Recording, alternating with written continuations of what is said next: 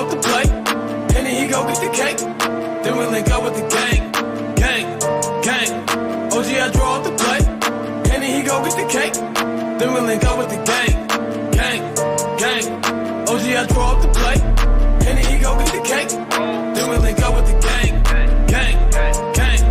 OG, I draw up the plate, and then he go get the cake. Then we link up with the gang, gang, gang. OG, I draw up the plate. Niggas don't know what to think.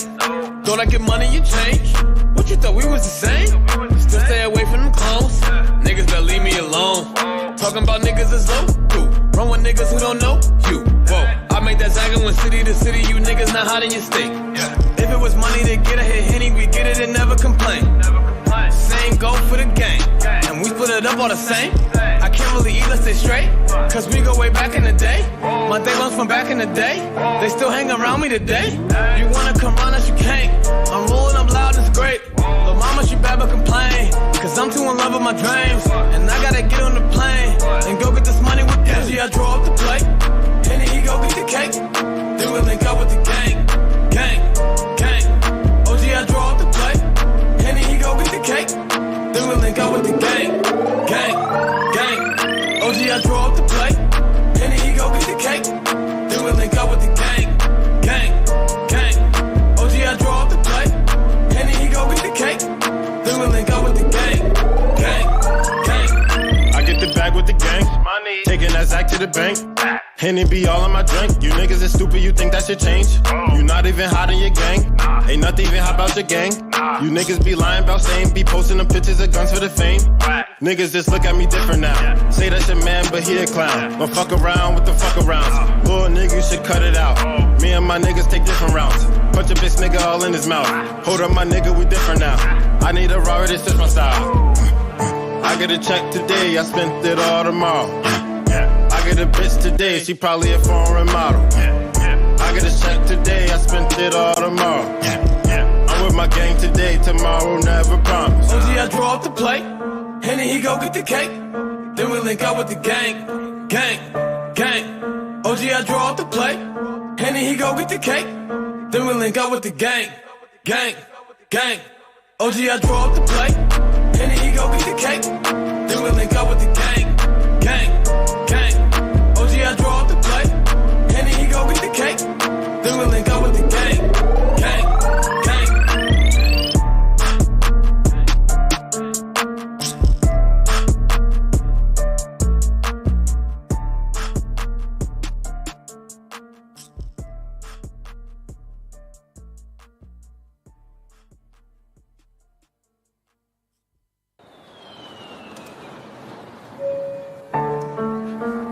Your attention, please. Please do not smoke in the terminal building. Smoking is only permitted in the specified smoking areas. Zach. OG, I draw up the plate, and then he go with the... I think I'm cute. I know I'm sexy. I've got the look that drives the girls wild. I got the moves that really move them. I see chills up and down their spines. I'm just a sexy boy. I'm not your boy toy. I'm just a sexy boy. I'm not your boy toy. I make them hot, I make them shiver. Their knees get weak whenever I'm around. They see me walk, they hear me talk. I make them feel like they're on cloud nine. I'm just a sexy boy. I'm not your boy toy. I'm just a sexy boy. I'm not your boy toy. Eat your heart out, girls. Hands off the merchandise.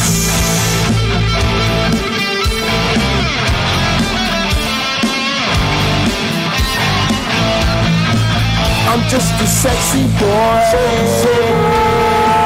I'm not your boy toy. I'm just a sexy boy. I'm not your boy toy. I'm just a sexy boy. I'm not your boy toy. I'm just a sexy boy. I'm not your boy toy. I'm just a sexy boy. I'm not your boy toy. I'm just a sexy boy. I'm not your boy toy.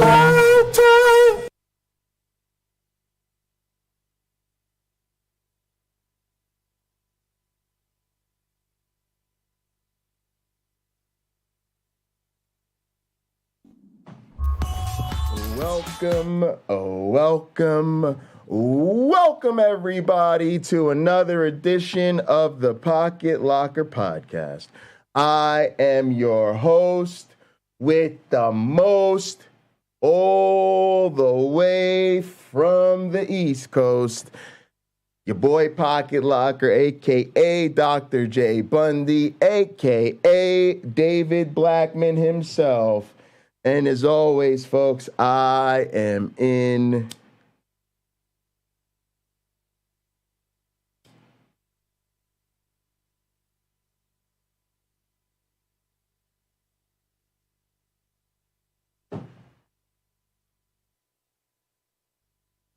airplane mode.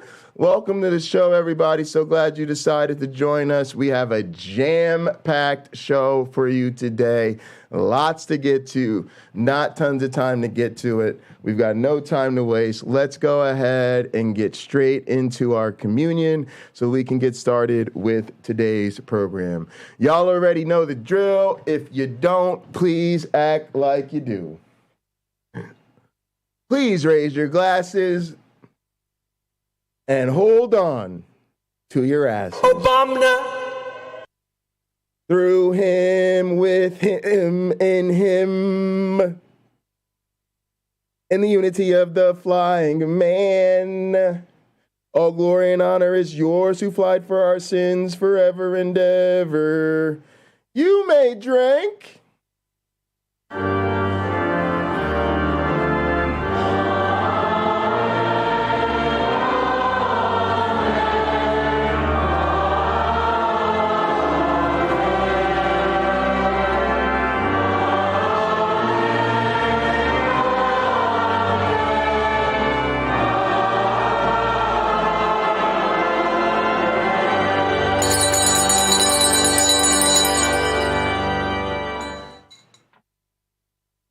All right.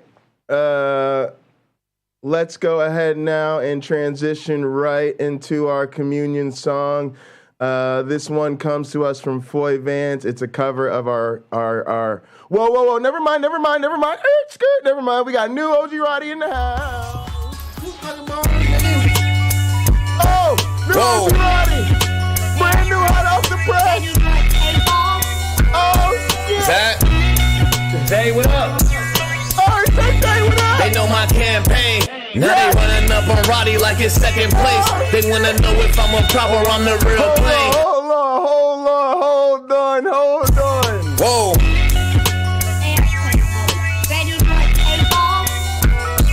Zach. Zay, what up? Yeah.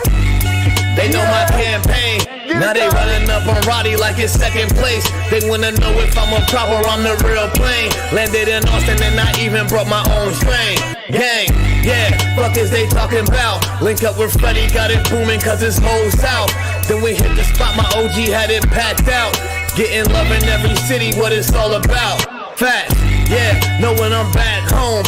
At the blueprint eating chicken with some bad Johns. And they bad, but not like the one that's at home. And she bad, but not like them kids we had, Lord, yeah.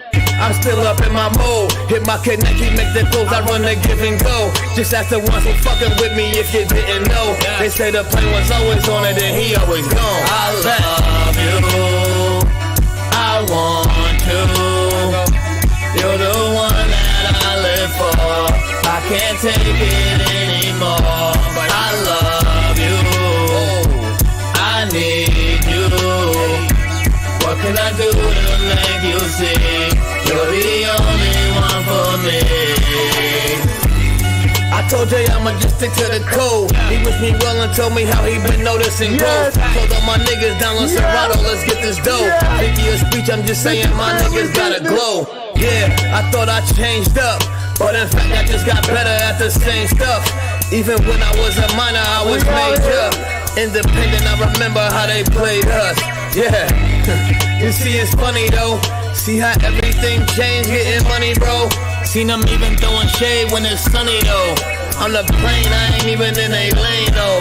Yeah, but I still be on the road. Head to toe on all my merch, I'm smoking at the and they booking Henny too, I gotta bring my bro. Wonder if and when I stop, I tell them never know. I love you, I want you. You're the one that I live for. I can't take it anymore, but I love you. I need you. What can I do to make you see? You're the only one for me. I love you, I miss you, I need you in my life. Can't you see what you mean to me? Baby, come hold me tight. I miss you, wanna kiss you every time I see your face. Oh shit, that was crazy. That is so good. That was so good. I think it's another one. Oh man, that's crazy. New O's. Y'all heard this. I got a shout out in the intro and in the damn verse. We out here. That's love from Cuz. That's Cuz he appreciates us, you know, promoting his music, getting it out here. Thanks to Cameron Bennett, YouTube Punk, everybody that's supported the music, everybody that's you know, bumped it every day, everybody that's bought the album, everybody that's put it in your own videos. I mean, y'all could tell that's definitely a result of that appreciation. That's awesome. All right, let's go ahead and hit this Foy Vance. I'm gonna give out some pocket change and we'll jump into it. And he's going to play us out. Foy, you're going to play what to finish us up? Do you know what? I don't know the name of this song actually, but I know the song, and so will you. What's this? Foy Vance, take it away.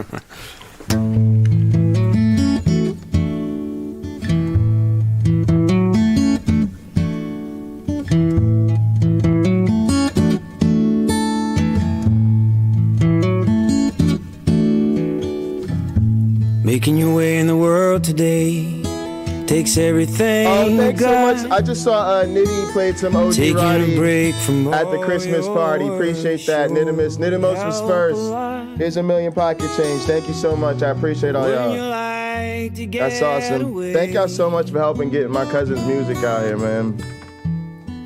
Sometimes you wanna go where everybody knows your name. Jerome Robinson, And they're one second. always glad you I came. probably got my numbers all fucked up. You wanna be where you can see troubles are all the same. You wanna go where everybody knows your name. And I have YouTube Punk third. Well, all those nights when you got And no Cameron Bennett lights is fourth. and the Of check course, is y'all already knew in Cameron mail. Bennett was fourth. And your little angel on the coward by its It means tail. everything is right in the world today, y'all. Your third fiance didn't show. It means north is north today, y'all. Cameron Bennett is Sometimes fourth. you wanna go where everybody knows your name. And you're always glad they came. You wanna be where you can see troubles are all the same. You wanna go where everybody knows your name.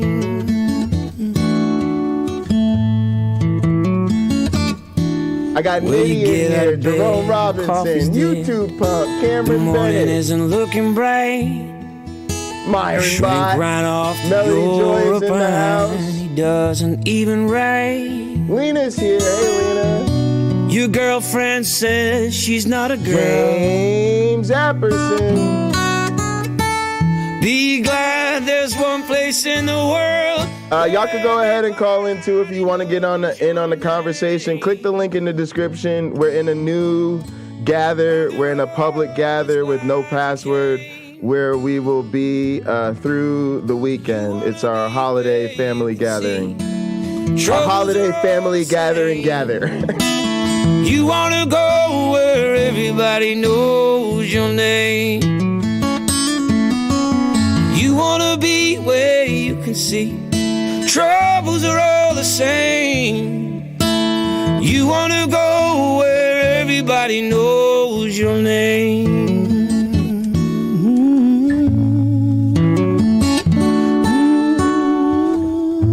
All right. Fantastic. All right, gang, we got a big show for you today. Let's go ahead and get into it. As I said, we're in the new holiday gathering. I am upstairs in the motherfucking drawing room that we've added. We've been taking our gather game to new levels. Me and our chief of construction, AR. It looks like Nitty found his way in here. Nitty made his way in here. All right. Nope. So it's not too hard to find your way in here. We're just upstairs. It's the Angry Bird And let's go ahead and jump into the first Yes, clip buddy. from the show. Let me go ahead and switch my You're good, Nitty. You can mute your mic. I think that's that on the computer. All right, guys. Our first story that we're gonna jump into has to do with Nitty. Can you mute your mic for me? Sorry. Yeah, you're good. No worries. Has to do with something Uncle Bobby shared with us over the weekend, and I really haven't talked about this all week. And when I realized it, I felt kind of ashamed of myself. I think this is a really important story. So apparently the Office of the Texas Attorney General has been seeking data and names on trans students, and it's come with some really crazy regulations where, teachers need to report parents giving affirmative care. You have families literally moving out of the state because they know the school needs to report them for giving affirmative care. I mean, this is really some insane shit right here. All right, so let's get into it. Texas Also, I'm 1 second behind these damn notifications. Thank you so much for the subscription, Seth. Oh, we are like a hair's breadth away from 600 subs. Thank you so much to all our new subscribers. Republicans appear to be taking their anti-trans tactics to an alarming new level. The Washington Post reports that in June, the Office of Texas Attorney General Ken Paxton asked the state's Department of Public Safety to provide a list of individuals who had changed their gender on their driver's licenses and other department records. That's according to a copy of a message obtained by the Post through a public records request. A DPS official told the Post that ultimately no data was provided because an accurate count was not possible. It's not clear why Paxton's office sought the information. His office hasn't responded to requests from the Washington Post or NBC. But the implications of what was attempted are chilling. Joining me now, Shannon Minter, legal director at the National Center for Lesbian Rights. Shannon, thank you very much for coming to the Sunday show. So, tell us why this request for gender change. This is a not safe for work, family friendly program, and somehow all of that makes sense. Data on driver's licenses is so alarming. And is it even legal? No, of course not. No, this is crossing a dangerous line. I mean, this is really a chilling escalation of what is now clearly a pattern by Texas state officials targeting and harassing transgender people and their families in this state. As you pointed out, that AG Paxton has offered no explanation for any possible legitimate purpose for requesting this information. And when you think about it, there can't possibly be one. His office investigates and prosecutes. It doesn't make policy, it doesn't legislate, it doesn't do public health research. It's clear that there's one explanation for why he asked for this list, which he did secretly, and it's now thankfully been exposed. And that is because he views transgender Texans as lawbreakers, as criminals, just simply for having the courage to be themselves in this state and to take advantage of a perfectly lawful process to update their ID. It seems to be part of a pattern in Texas, because Texas Republicans have introduced a slew of anti-trans measures, including banning trans youth from participating in sports and going after gender-affirming care. Shannon, you're from Texas. Do you think most people in your state want these measures? Absolutely not. I mean, this is a shocking overreach on the part of the government. I guarantee you that the majority of people here are outraged by this and recognize that, yes, right now, no matter what you think about transgender people, if the state can go after one group like this with impunity, they can go after any group. This is a really serious matter, and I hope that the Department of Justice will investigate this. I think federal action is warranted and necessary here, and I hope that DOJ will take a very close look here to see if this is part of a pattern, which it certainly appears to be, of Texas state officials targeting transgender people and their families here to take away their civil rights. You know, some of these anti-trans measures, like sports bans, seem to be aimed at young people. What's your message to the young trans people in Texas this morning? Yes, Do Jerome, not be very discouraged. small government. You Very have a small tremendous amount of support from the majority of people who live in this country and the majority of people who live in this state. I know it's scary when you see our attorney general and our governor targeting transgender kids and their families, but this is a national scandal. People recognize this is wrong, and it will be corrected. You know, I'm working right now with Equality Texas and the Transgender Education Network of Texas to explore legal options. We will not let this stand. You know, I'm sure most people don't know that you are a legal giant in the LGBTQ rights movement in this country. Your name is on many of the lawsuits that have been filed in behalf of LGBTQ Americans. I would just love to know, given all of the things that are happening in the country, the targets that are being put on our communities' backs, how do we change what seems to be an alarming trend at using LGBTQ Americans, particularly trans Americans, as a new front in a culture war? I'm going to go full Kanye here. I'm going to let you finish. But before I let him say what he got to say, the answer is we tell this country to stop being Christians. Stop acting like this isn't a holy war. Stop. Just stop. Because if you want to take this issue seriously, then it's time to take it seriously. And any issue we have that we got to take seriously, we got to get at root causes. The root cause of this is a poisonous Christian narrative with no evidence behind it that tells our LGBT fam they are somehow unequal simply because they are different. And I don't even know what that difference means. I don't even like saying that anymore. It's just variation in the population. Who cares? It's a perfectly legitimate way to be a human being. Anyway, if a person is born that way, that's cool. That means that's what being a human is. And I just don't think we're ever going to address this issue without including all the people on the left. Like, because here's what happens. If you're your everyday leftist Christian that's not on this tip, what you don't realize you're doing is you're sitting your little narrow ass there on Sunday morning, paying 10% of your income to this church. And sure, maybe they're not gay bashing, but you're contributing to the mission and y'all are not calling it out. Like, I used to sit up in my church and think, with all the shit going on in the world, how is he sitting up there talking about masturbating? And that's the privileged perspective. It's not simply that, oh, well, we're not doing the hate. It's like, no, you're not helping. because you're either ignoring this, you're looking the other way, or you're out on your campaign and you're putting all your campaign efforts into why not touch your own penis rather than, yo, we gotta every Sunday get up in this pulpit and call out all of these anti-LGBT Christians. But you can't do it. You can't do it because it would dry up the collection plate. You can't do it because you'd be preaching to the anti-LGBT crowd. So you gotta just accept that them's the breaks, kids. Your group is hateful, and your group has created this warful hate on our LGBT fam, and the group's not true. So to me, Christianity and hatred of LGBT go hand in hand.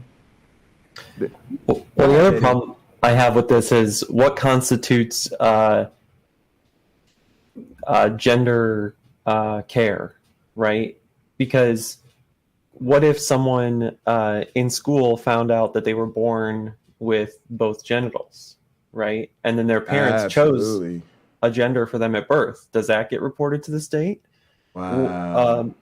What about people born with like Klinefelter syndrome or other things that make it highly problematic to determine their gender in an obvious way? Absolutely. Or like, what if one time my 4-year-old was watching his older sister put on a dress. He's like, I want to wear a dress. And my wife was like, and I'm like, put that shit on. Yeah, but, who cares? But to the outside, right? Is that gender abuse? Would that get reported to the state? I actually have some acquaintances now. They're not friends anymore, but I went to a birthday party for their son, and I went to like a gathering, and their son showed up in an Elsa dress. Now, could they get away with that in Texas? Right. Without getting Child Protective Services called or getting into this database. Right. Absolutely. Like, who draws those lines? And then it's going to turn into that, right? It's going to turn it because the government's going to say, well, I can't make this list. So you got to tell us who shows up at the birthday party in the dress, or else you're right. Because it's terrifying. They're requiring that of the teacher. So when at some point it's going to be the person who says to you, listen, Jay, I don't have anything against weed. I don't have any, but you can't do that in my house because it's against the law, right? At what point is going to become that for your child? Where, listen, Nitty, I don't care how you want to raise your child, but in my house we got to break the law, so you can't have your child up here in a dress, or else I'm gonna have to call them boys on you. It's just putting people in a crazy situation. What if your adolescent or teenage child decides, I want to join a particular cultural identification of like a gothic, appearance. Sure. So I'm going to wear makeup, but I am heterosexual. I want my ears pierced, but I want to wear makeup. Right. Is that gender abuse? Yeah. Or sexual abuse? We don't know how far they're going to try to stretch this. Or kids playing on the playground, they tie their jacket around their waist. It looks like a dress from afar. It's like, they're letting them dress up. What the fuck? Like, what? Yeah, I don't know where this Can stops. girls wear jeans? But certainly my biggest concern is for, our actual seriously identifiable, trans and LGBT students. This is really scary stuff. And God, it's even hard to deal with that feeling like there's so much more outrage to be had here. And if this conversation were happening around black people or, bipolar people or something like that, I don't even know if I'd be able to sit here and do this show, but, we're trying to do what we can to call attention to this. Obviously, breaking things isn't going to help, but I don't know how much longer this is supposed to go on before you will find people pretty much protesting and rioting in the streets, because this can't be happening. Let's see what he has to say. Thank you, Jonathan. Look, we just have to go back to basic values. Yes, I've been practicing as a civil rights attorney for 30 years now. I deeply believe in our legal system, in our democracy, in the principle of freedom and equality for all. And I know that most people in this country, most courts, most legislators do as well. So we just cannot lose heart and don't allow these extremists to make us lose our courage and our faith in this country.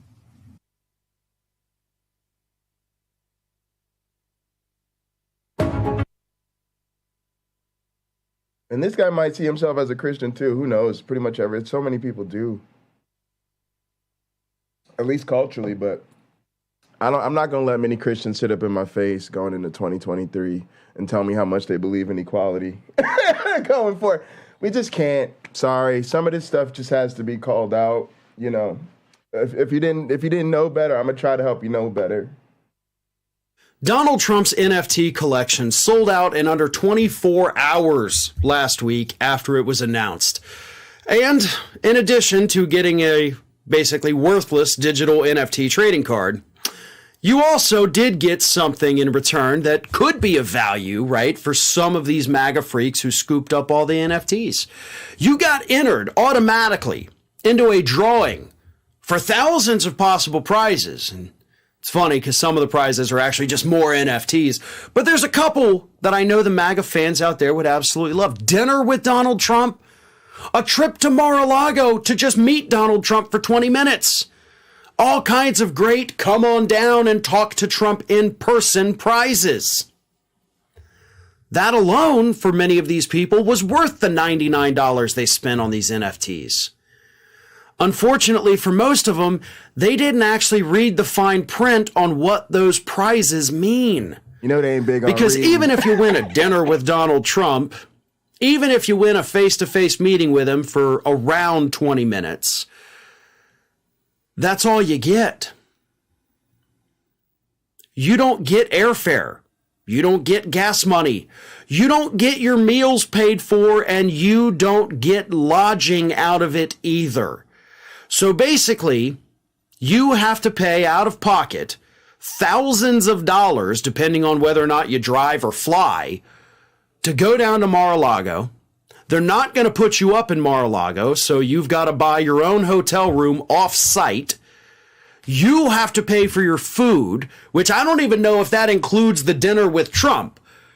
I mean, based on what we know about Trump, that wouldn't surprise me. Could you imagine winning a dinner with Donald Trump and then the bill comes and he's like, all right, let's split this up here. I didn't eat any of the appetizers, so you're going to have to cover that.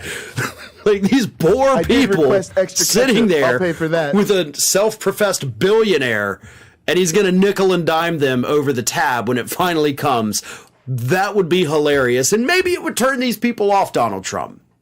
And then after the dinner, you're going to have to leave, go back to the hotel that you paid for, and either drive back home the next day, maybe fly home, whatever it is. But you're going to be out hundreds, possibly thousands of dollars for this opportunity. And of course, you paid $100 for the stupid NFTs to begin with. Honest to God, it would be so much easier if you just drove down to Mar-a-Lago, told the security you're just here to use the pool. That's how one spy got in. They'll let you in. You're probably going to run into Trump. You can say hey to him in his face, maybe get a picture with him, tell him you love him, and move on. It's going to save you money. You didn't have to buy the NFTs to do that. But these people are getting screwed twice, basically. So even in Trump world, if you are a winner, when all the dust settles, you're still a giant loser, both figuratively, literally, and financially. One of our sponsors today is... This is a lot like a relationship with God, right? You put in everything, and then you're expected to pay your whole way. Yeah, and the other thing now, and just a chance at that time with God. And I'm going to be honest with you, I've been thinking about this lately because of my deconversion, but I think this absolutely financially devastated my family. My family had a shot not at being rich or famous or anything or balling out of control, but to really establish some generational wealth. My grandparents both had amazing jobs, great benefits, good income, bought a home, owned a home, you know, and built those things that were supposed to be the key to upward mobility, right? My mom was first generation to go to college. She got her master's degree. She became a corporate executive. She owned a home. But we hit that gigantic reset button every generation, right? Because let's just face it, black people don't know a goddamn thing about building generational wealth. But then on top of that, there was always the double down, including the financial double down on the faith. So you're literally taking upwardly mobile families and you're taking 10% off the top. Let's stop playing the game. My family tithes. A lot of y'all family do. It's not net, it's gross. It's 10% off the top. I don't know about most of y'all. Maybe you got it like that. I can't really afford to just give away 10% of my income with nothing in return and expect good things to happen financially. Now add to that all the offering, add that all the opportunity cost of spending, 20, 25 hours a week in church, preparing for church, practicing for church, preparing, you know what I'm saying? Like, I serve in the church as a volunteer, but I often really critique my church. Really critique them. And I say, I should never be volunteering for this church. Why? Because here's the idea. And it's an exercise everybody in the church should do, especially if you're a pastor.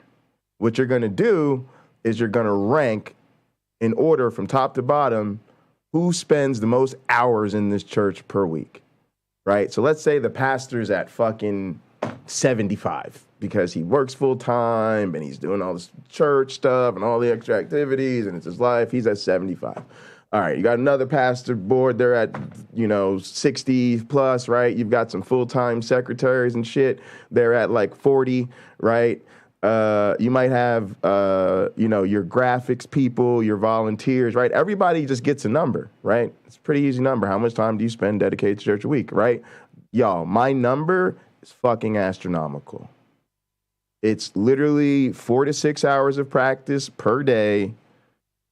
When I'm playing twice a week, if I got a gig on Thursday and Sunday, and usually mostly completely different sets, except for maybe one song that overlaps, maybe two at most, right? And that's just what I demand of myself to be prepared for stuff. I am putting in the basement is 20. And the ceiling is more like 40. Now, again, I do that voluntarily. I'm not crying about it. But here's my point to my pastor. What discussion would be, rank me, put me on the list. Now, see anybody who is at my level and ask me how many of them are volunteers.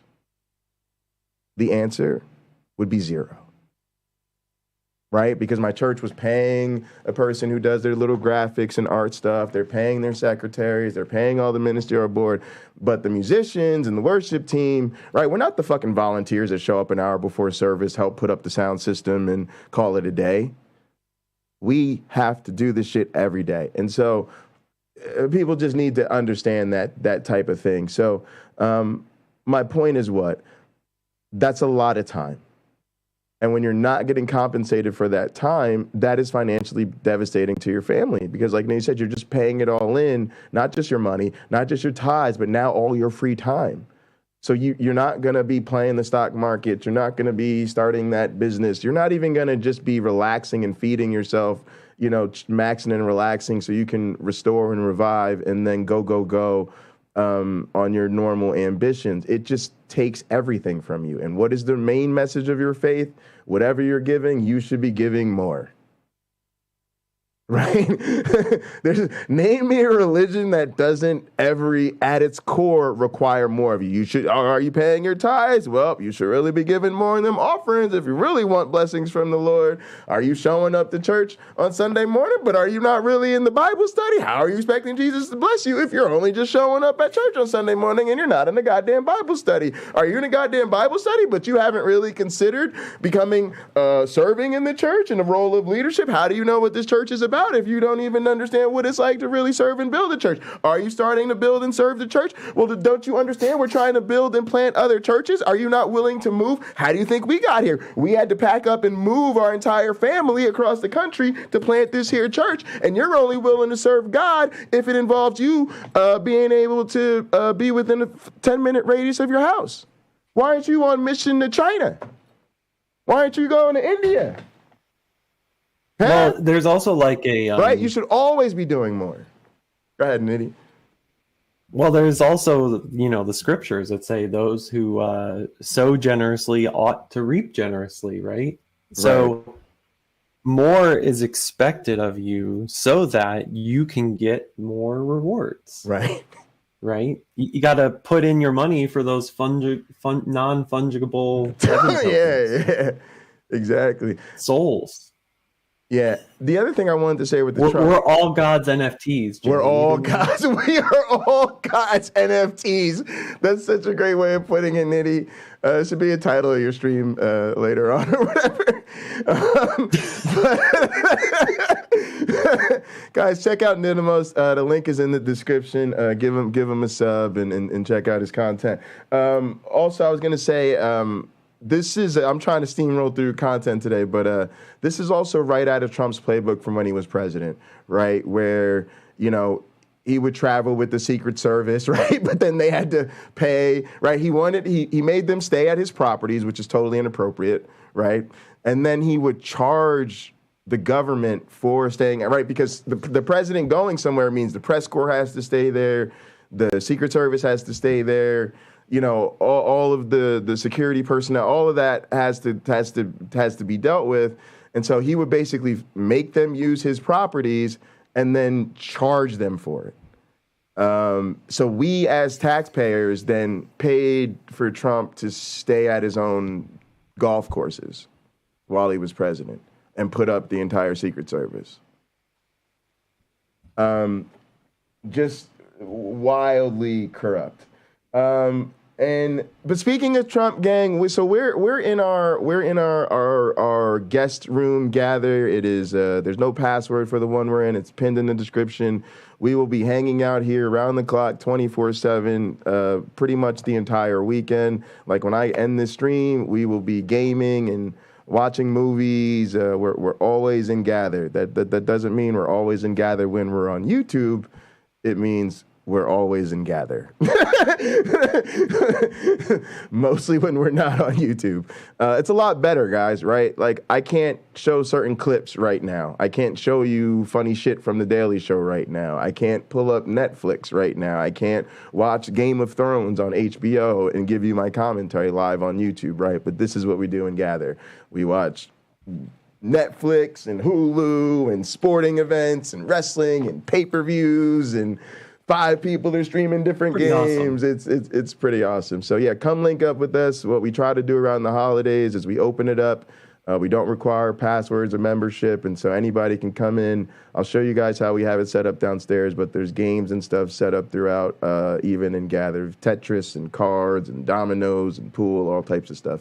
And then also, though, you've got to find Trump's documents. Those of you that are members need to log into the ranch, the church, the beach, the university, the residence, and find Trump's documents. You got to go on a little fucked up ass Easter egg hunt from hell so we can spot Trump's documents. And the thing you want to do is when you find the documents, you interact with it, you take a screenshot.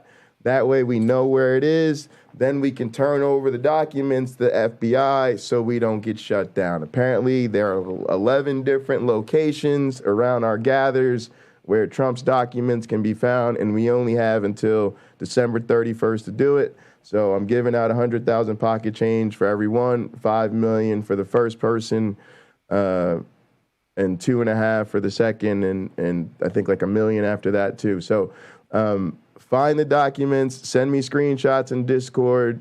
It'll help you explore all the nooks and crannies of Gather. So yeah, and let's move on now into our other story involving Trump today, which is the Republican Party now sandbagging this entire January 6th thing. And we're going to break that down. Elected officials, and as one RNC committee man who I just got off the phone with told me, he said that frankly this is a badge of honor for Donald Trump. Also, we got Nitty and YouTube Punk also. GT Punk came and Gathertown Punk is up in here with us.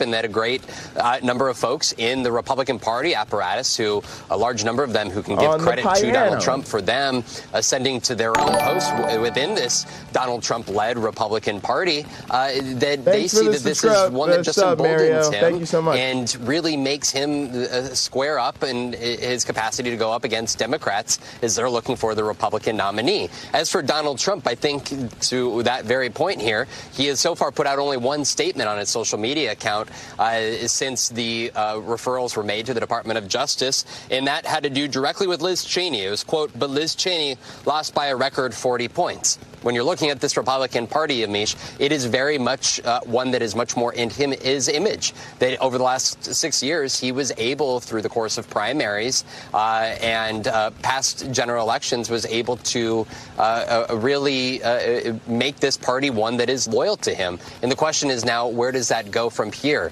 You know, it was Mike Pence actually earlier this morning on Fox who suggested that the January 6th committee was largely a political ploy by Democrats, and that he did not believe the Department of Justice should prosecute Donald Trump. But when you're talking about Donald Trump's own reaction, he largely has not denied the basics of the substance of the allegations and evidence put forward by this committee. More so, it's been about him throughout the last year justifying the actions that were laid out in this anticipated report from the January 6th Select Committee. And Jake on there is telling us that former Vice President Mike Pence, he's calling this a political ploy. There are some Democrats who are even worried that this could end up being symbolic, even if this isn't, in their minds, a political ploy. They say that maybe these committee members are speaking to history. What are you hearing from your sources on the potential impact of these criminal referrals and this committee overall? This is only a political ploy, Amish, because Kevin McCarthy decided not to put anybody on this committee in what a lot of people consider to be a major miscalculation of McCarthy's time in the Republican leadership. He decided to not have any pushback, to not have any insight into how the committee operated, and thereby, has no real ability to get back against the process or the substance here.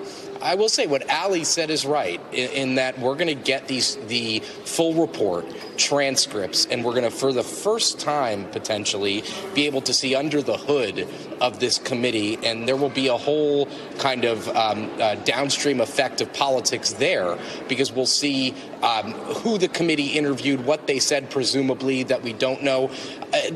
My guess is we're going to be, and I think Ali alluded to this, we're going to be probably not surprised by a ton of this, considering just the amount of hearings, the number of hearings that this committee has had over the last 6 months. This is their 10th and final hearing, so we've heard a lot.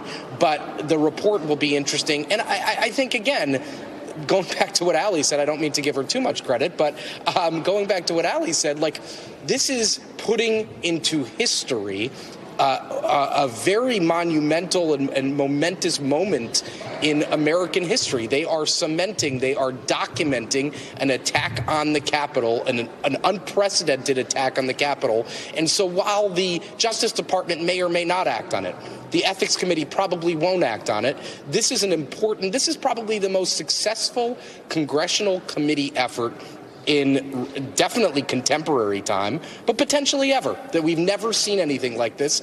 And it's easy to say this is a blueprint for the future, but it's not. These dynamics will probably never rear themselves their heads again.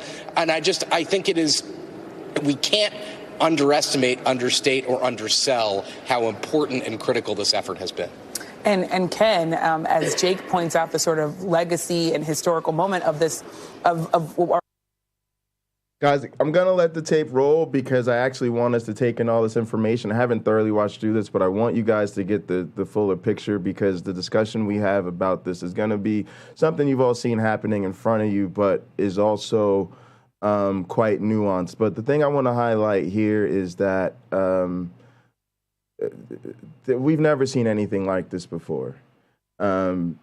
not just in terms of what happened. Like I said, we'll get more into that, but of course the response to it. And so I think even as somebody who watched, we covered all the committee hearings, I think, in great detail. We watched them on the channel, other than the very last one where they made the recommendation. This story is really just starting to fill out, because what we saw was just a preview. It was just sort of the made-for-TV late night sort of versions where they were sort of giving us the compelling television version. But these reports are going to be incredibly important, not just in terms of the process directly related to January 6th, but some of the other prosecutions that have gone on in terms of the other people, like the other cases, right? The rioters and the other congressional people. It's going to trigger a lot of stuff, and then also some of Trump's other trouble, right? Because you start wrapping enough of these charges up into a burrito, and that's where plea deals really start to happen. So this is all going to be really compelling, but we need to focus more on this whole sandbagging thing. So let's keep this rolling. We're all living through. There are a lot of Democrats who are hoping that this now goes to your beat, to the Department of Justice. But these criminal referrals have no legal weight. So explain to everyone out there who's wondering, is that what we need, James? We ain't gonna be able to listen to this whole goddamn report. Maybe we need James Apperson streams, fireside chat, January 6th report with James Apperson. Why are we here? What's the point? And is your sense that the DOJ might be influenced, if at all, from this by these referrals? The criminal referrals have no legal weight. They're largely symbolic. But it's not to say that the committee had no influence on what the Justice Department was doing, because there was a time there where it seemed like the committee was out ahead of the Justice Department in its investigation. And there were clearly some moments during those televised hearings, I know from my own reporting, that really got the attention of people who are working on this criminal investigation, which has now accelerated far past where it was. The Justice Department has a robust January 6th grand jury investigation ongoing, and they have tools at their disposal that are a lot more powerful than what the January 6th committee has, and they'll have the benefit of all the evidence that the January 6th committee has gathered. And so while the referrals don't mean anything in terms of the charging decision the DOJ is going to make, they are well down the track of investigating this case, and at some point Special Counsel Jack Smith will have to make a decision about whether he decides there are any charges to bring. And to me, the key thing to remember is that if he doesn't, he'll be doing so in spite of the fact that the recommendations were made by Congress. I mean, I think people are underselling, maybe deliberately, they're trying to be reserved and cautious, but I think they're grossly underselling the importance of those referrals, because that is what that committee was put together to do. Now, a couple things I want to highlight about the sandbagging. That's an interesting term. It comes up in cards, it comes up in psychology, it comes up in politics. But what I mean in this case is this sort of holistic misrepresentation where the Republicans refuse to participate in the process. And those that spoke up on the issue, the Mike Pences and all of that, actually, even still now, recommend against pretty much doing anything about all of this.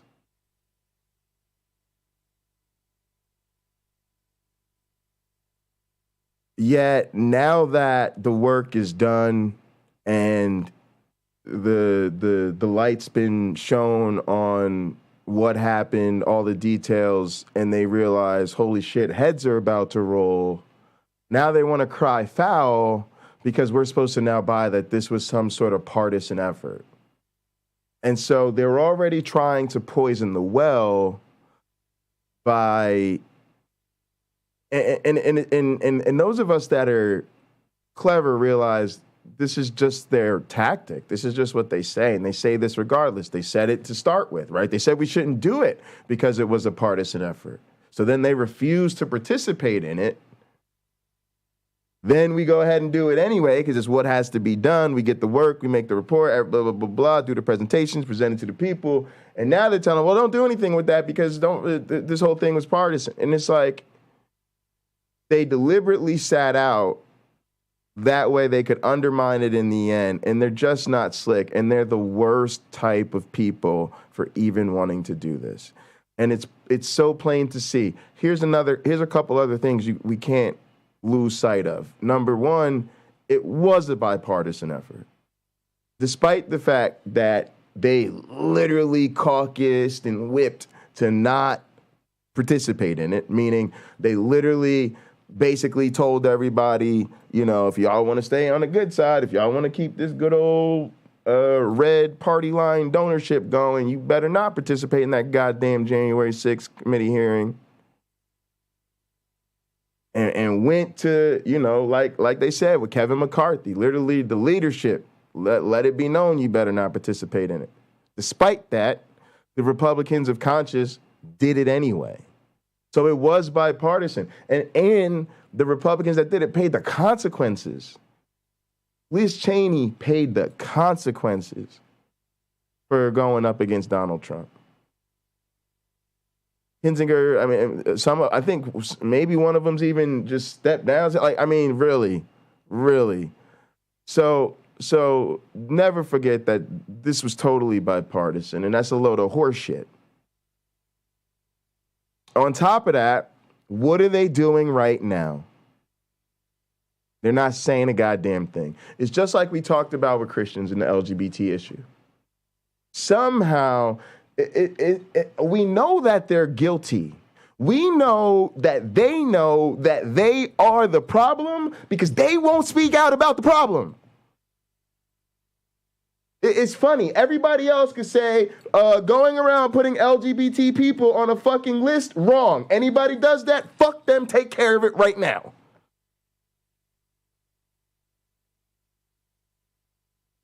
Oh, well, I don't know. I hate to send out the sinner. Sorry, you're making excuses. I don't know what you're talking about. You're the problem. Anybody's got any excuses? You're the problem. Who else would make excuses but the problem? And it's the same thing with this. All of this happens, and what they want to do is cry bipartisanship, but they have nothing to say about the insurrection. They're complicit by their silence. By their silence, we know that they know that we know exactly who they are. Follow that logic. It made sense. It's some real shit. And that's what I mean by sandbagging, y'all. They've deliberately just been obstructing the whole time. Silence and enabling. That's all they do. And don't fall for that shit. Now it's time to jump into the main portion of today's program. And y'all know me this week. I am here to ruin Christmas. Bah humbug to you and to you and to you and to you. All right. So what we're going to do is just call out some basic biology today, y'all. Some of y'all are going to feel like today's main topic is beneath you. It's pretty much going to be like me doing a stream on 2 + 2 = 4. You know what I mean? The Earth revolves around the sun.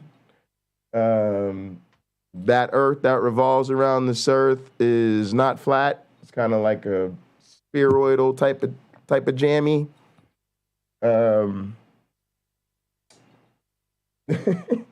Canon is a company that makes cameras. And there's no such fucking thing as a goddamn virgin birth, and you need to grow up, Christians. We are here to ruin and undermine one of the most fundamentally dubious aspects of the entire Christmas narrative, and that, of course, is the virgin birth. And we're going to start with these fools, these right-wing mama's boys fools who love to lap up the Christian love and the whatever they're on. But you are about to see some guys who have taken the Rebecca Davis smile and obfuscate the issue and just feel and absorb all the right wing building bridges of love and understanding, while at the same time sitting on some weaponized ignorance, I introduce you to the Twin Doctors. It's Christian. Go Trash Pandas, go Trash Pandas, go. I mean, like, these dudes are what Teen Trash Panda looks like when it goes to medical school. These two are basically the Ben Carson twins. You know what I'm saying? Like, they're not on just that Ben Carson medical tip. They're on that Ben Carson just listen to this fucking nonsense, y'all. Around the world celebrate the virgin birth of the baby Jesus. We ask a question. Without divine intervention, is it possible for a woman who has never had sexual intercourse to become pregnant? We look at this on today's Medical Moment. Did she slip on some sperm? What happened?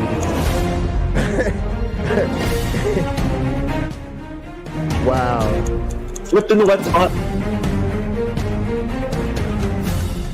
Wow, Twin Doctors TV. All right, that was intense. I'm Dr. Idris. I'm Dr. Jamil. And this is today's Medical Moment. And on today's Medical Moment, we ask the question. Are y'all brothers Without or lovers? divine intervention, is it possible for a woman who has never had sexual intercourse to become pregnant?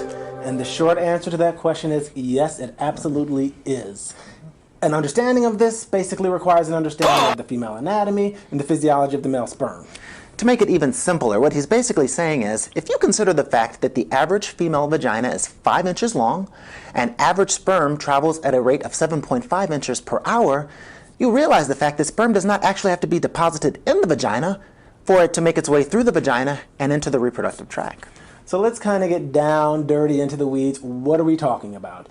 Anytime sperm is released near the vagina. So we're talking about anal intercourse, manual stimulation of the penis between the thighs. That's right, all you nasty little teenagers. Stop that. Anytime it's released in the vicinity of the vagina, it can get into the vagina and pregnancy can occur. Exactly. And so, can a woman become pregnant without vaginal intercourse? Absolutely. So what's our take-home message? What is our Why are we talking about this today? As always, safer sex practices, preferably barrier protection, condoms for vaginal intercourse, but you also need barrier protection for any type of hanky-panky in that vicinity. Exactly. If there's going to be any hanky-panky and there's any possibility that there's going to be ejaculation occurring, a condom is the safest route to go. Cover it up. Please follow us on Twitter at Twin Doctors TV. Go to our website, www. That's it, gang. They've solved the mystery of fucking mysteries. Oh, y'all, every hood player has a story like this, y'all. My stepdad had a story like this, y'all, about how he swore up and down one of his kids didn't result from they didn't fuck. They were messing around and there must have been an accident that somehow, led to a conception. First off, nobody believes the fucking stories. And second of all, I mean, way to skirt around the issue, fellas. Way to just and the winning comment, my wifey of the comments is hang on, here we go. Here we go. Let me put myself up here. Says I don't think you understand what people want to know. Can a woman become pregnant without a sperm cell? Y'all dodging the question. To say the very least. Oh, man. Nita, you got anything to say about this?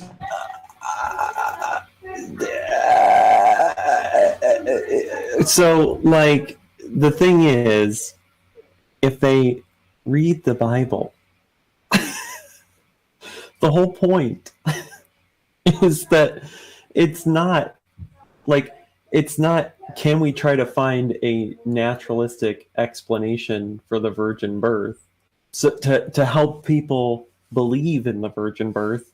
That's ridiculous, because the whole thing is framed as a miracle in the first place, where God makes baby Jesus out of the seed of David some magic's house. It doesn't have to make sense. It doesn't have to have a naturalistic explanation. This is just bizarre. But it does force knowledgeable Christians, or at least half-thinking Christians, like, where did the other 23 chromosomes come from for Jesus?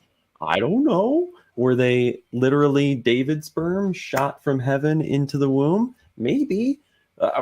That's one theory that some Christians go with because of a particular interpretation of Romans 1, which says that Jesus was of David's seed, which they would have understood was the white stuff. Nidamos, I hate to rub my bachelorhood without any children in your face, but I cannot wait till the day your daughter comes to you and says, Dad, I did not let that man sleep with me. I just let him shoot it all over my JJ. I swear I'm saving it for my husband, and I just something happened. Something went wrong. Happy I was parenting, saving myself, Nitty. but he wanted me to look like the gas station Cinnabon. I just...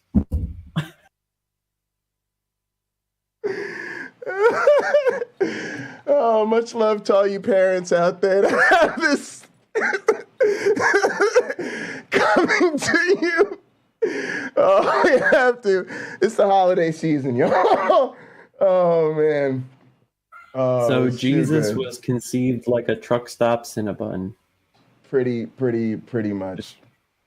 All right, so we were gonna watch this other video called "Why Can't We Humans Give Virgin Birth?" but we'll see if we get to that. Let's jump into the Mythvision, because basically that video is about why humans don't have parthenogenesis. The long and short of it is humans don't have parthenogenesis. The great thing about it, though, let's start at the beginning of it. I'll show you guys. The first virgin birth given by a mouse took place in 2004. This was an extraordinary event because mammals like mice and us humans do not give a virgin birth. We'll come back to the mouse giving virgin birth a bit later. Although we humans can't give a virgin birth, we have told stories of miraculous births where no fertilization has taken place. Ironically, this mode of reproduction is widespread in the animal kingdom, and us humans, among other mammals, are pretty much the only animal class not capable of giving virgin birth. All right, that's highlight number one. So if we don't make it back to this video, I wanted y'all to see that. Like,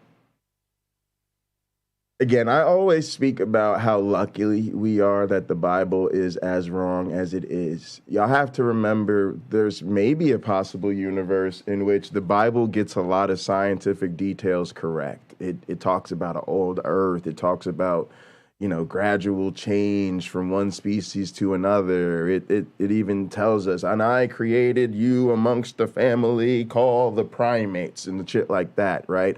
And that would not mean that the Bible was true or that because the book said it is a good reason to believe in this motherfucking God, right? But nevertheless, our job of figuring out just how foolish this God is would have been a lot harder. Instead, we got the story where God just gets it all wrong. And so once you understand the naturalistic thing, it's almost as though nature played a joke on God, where nature was like, no, actually, see, here's the funny thing.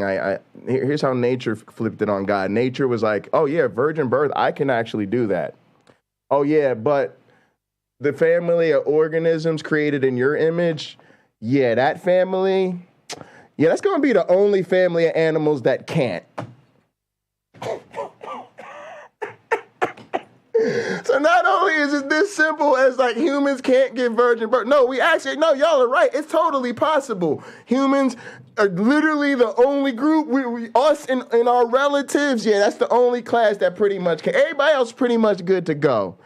As if nature just almost had the foresight to thumb its nose at the Christian God. This is what I'm telling y'all. We're so lucky this God is so easily debunkable, right? Like, because again, we could have just been in a species where that was possible.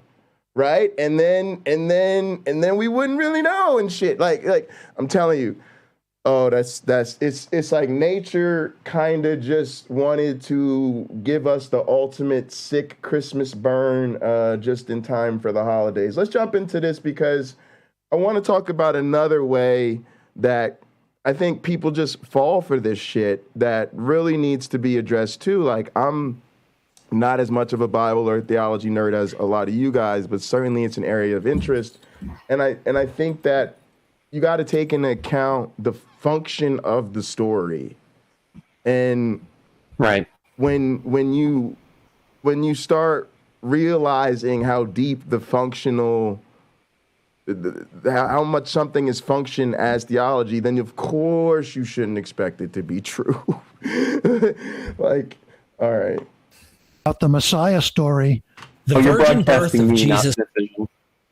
Yeah, I know. I'm about to switch it. It's Christ, the Immaculate Deception. Ladies and gentlemen, I hope you guys stay tuned. Bill Zersher is going to take us through Jesus being born of a virgin. Why did the church later on start to make it an immaculate conception, like she never had any sexual relationships with Joseph? Immaculate conception, man. I just want to give a shout out to Derek for, Derek is always boldly going where no man has gone before.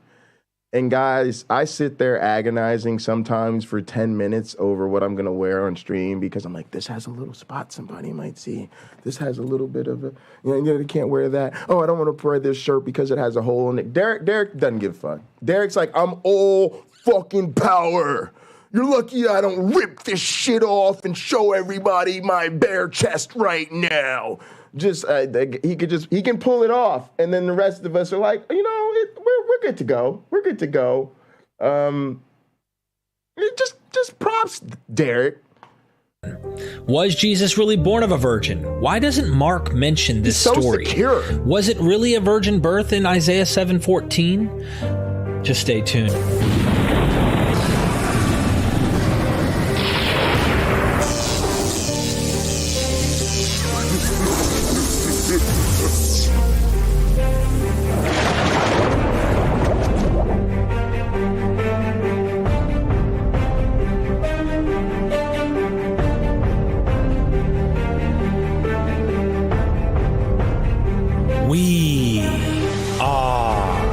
Mythvision. Welcome back to Mythvision Podcast. I'm your host, Derek Lambert. Today, I have a very special treat for you. I have a gentleman who's actually done a few presentations on YouTube that I was actually really surprised and shocked at. I said, wow, this is a great presentation. He tied in various scholars who probably don't see face to face on many things, but they came together in this presentation in such a way to dissect Christianity and its origins. I've never heard anything like it. He was a great presenter, and I said, wow, I saw my buddy Timothy Mills on Harmonic Atheist interview him, so you guys can go down in the description if you want to check out that video. He's a real good friend of mine. But I said, I've got to interview him on Mythvision. There's no reason that I haven't done so, and here he is. Bill, nice to meet you, and I'm glad you're joining me. How do I pronounce your last name to be sure I'm not butchering it? Oh, it's Zersher. So you can make either the U or the E silent, but you just can't tolerate both of them together. Well, welcome to Mythvision Podcast. Thank you. It's great to be here.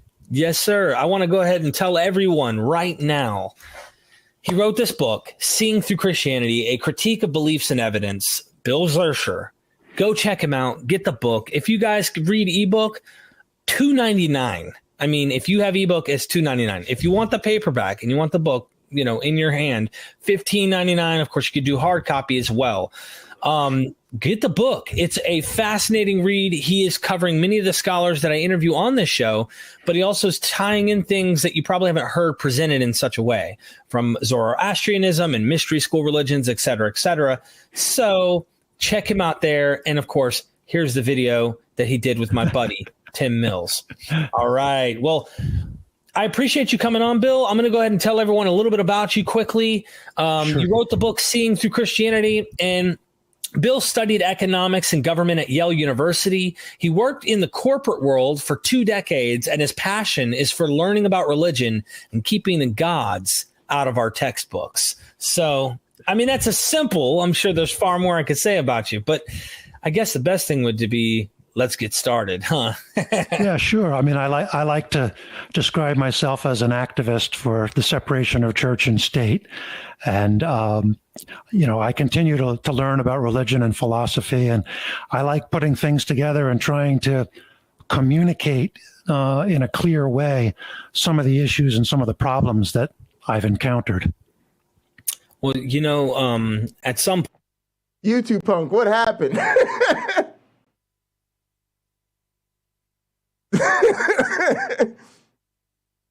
I don't know. I don't know if he was just saying that or actually wanted me to pause the tape. Point. I would love to see your presentation, of course, on the Seeing Through Christianity on here, but I'm afraid you've already beat that drum so many times. You said, you know what, I've got to do something different.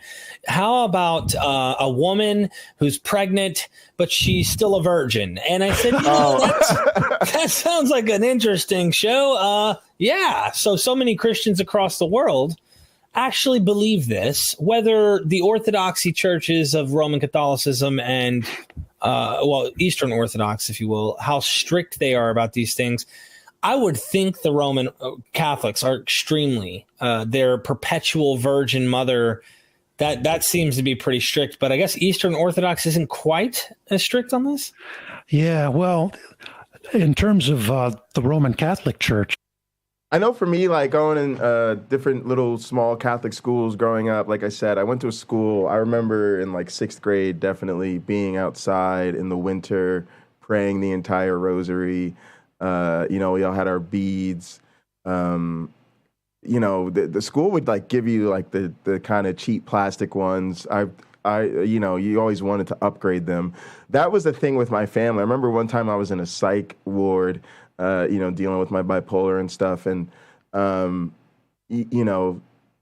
my grandparents were looking for a way to support me. And I still prayed Catholic prayers. And I kind of just wanted like prayer beads and to like be able to like meditate and pray as part of coping. And I remember asking my grandmother to bring me rosary beads and she wouldn't, right? Because for her, like as a Pentecostal, that's like some sort of fucked up Catholic satanic ritual. So, she just as a good Protestant,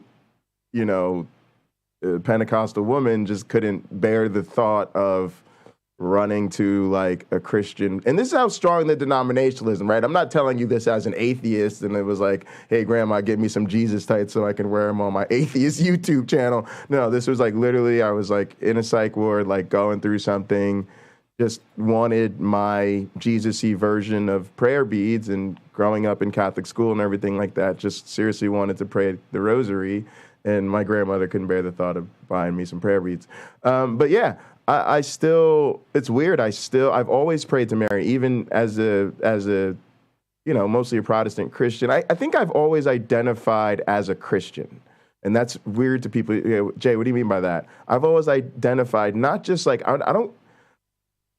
it'd be weird for me to say I identify as a non-denominational Christian, because I grew up in a non-denominational church, and non-denominational Christian is just a particular denomination, right? So I think that misses the story, because you say, oh, I grew up a non-denominational Christian, then people are like, oh, you went to non-denominational, which is true in my case, right? But I also identify as African Methodist Episcopal, because that's the church my dad went to growing up. I identify as Pentecostal because my grandparents are Pentecostal ministers, and there's always growing up with gospel music and in their Pentecostal church, and I played drums in their church for a long time and all that type of stuff. I consider myself very, very, some of us like to say painfully Catholic, because I went to Catholic school. That was my everyday reality. So even as like an evangelical drummer, as an atheist, y'all, when I have my little moment of prayer and meditation when I'm playing, I always meditate. Like I basically do like this. I pray like this with the drum chair. And it's like something I always want to have every service. Like it's usually after sound check is over, either before or after the minister does his sound check, But anyway, I still say a Hail Mary. I don't know why. It's keeping my prayer ritual the same as it's always been. And for me, that's always a Hail Mary and Our Father, and then kind of an open prayer moment or meditation moment about whatever's going on that day, and then I still make the cross in the name of the Father, Son, and the Holy Spirit. Amen. And so a lot of that, even in my Protestant family, was considered really, really weird to them as evangelicals, even though I went to Catholic school. Like, what do you want from me? This is like what we do in a Catholic school every day. I don't know. Anyway, it's fun to reflect on all that shit. I think there are 4 dogmas of Mariology. They call it. Yeah, they say it's idolatry. I don't see that. I don't know if he'll cover this, but I think a lot of Protestants get this wrong about Catholicism, at least the type of Jesuit Catholicism I was taught, which is, for at least in that school of thought, you're praying for intercession, right? If you think that there's this eternal life where, say, your great-grandmother and your dead loved ones are still in heaven alive, then what is wrong with asking them to pray for you or to intercede with God for you the same way you would to a friend? I could say right now, hey, Cameron, can you pray? I'm sick. Cameron, can you pray for me? Punk, YouTube Punk, can you pray for me? Nitty, can you pray for me? Right? So all they're basically, right, listen to the Hail Mary. Hail Mary, full of grace, the Lord is with you. Blessed are you amongst women, and blessed is the fruit of your womb, Jesus. Holy Mary, Mother of God, pray for us sinners, now and at the hour of our death. Amen. Not Mary worship. You're just addressing her, acknowledging who she is, acknowledging her venerated status as the mother of fucking God, and then saying, pray for us. It's intercession. And that is how prayer with most of the saints works as well. I'm just breaking it down how I always understood it. And of course, Protestants criticize Catholics because a lot of Protestants think Catholics are worshiping Mary. They call that Mariolatry. But really, it's Mariology. And there are four doctrines. There's the perpetual virginity of Mary. There's her Immaculate Conception. There's Theotokos, which is that she's Mother of God. And the fourth one is her assumption, her bodily assumption into heaven. And I'm actually going to talk about 3 of those as we go through the slide presentation, because you'll see how they fit together. Awesome. Is there anything else you'd like to say before we get started with the presentation? Is there a way that anyone can get a hold of you, or anything in particular that you'd like to put out there? Well, as you mentioned, my book is available on Amazon, and I just so happen to have a hard copy here, but I have a website.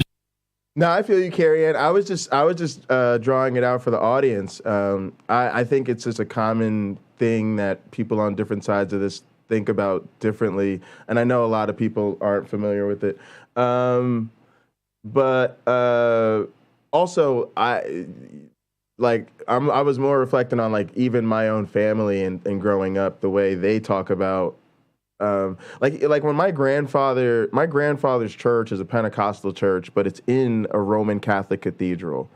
And it's sort of a tragic story. It's a huge, beautiful cathedral. It's a gorgeous building, right? But because of their misunderstanding of Catholic theology and assuming everything was idolatry, when they got that church, they destroyed the statues, right? Because they thought they were like, oh, it's idol worship to have statues of saints and other, figures. And so they destroyed the statues. Like I heard they clubbed the heads off of them and shit, ripped out the pipe organ and all this other shit. I mean, they literally gutted that building of its value.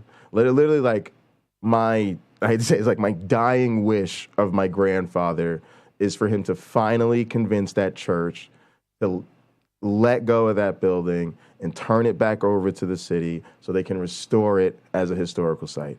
Because it obviously, I just think it's the one great thing that church could do is to give that building back its value. And if they can work it out so that they can stay in there or be in there after, I don't care. But it's really disappointing to me.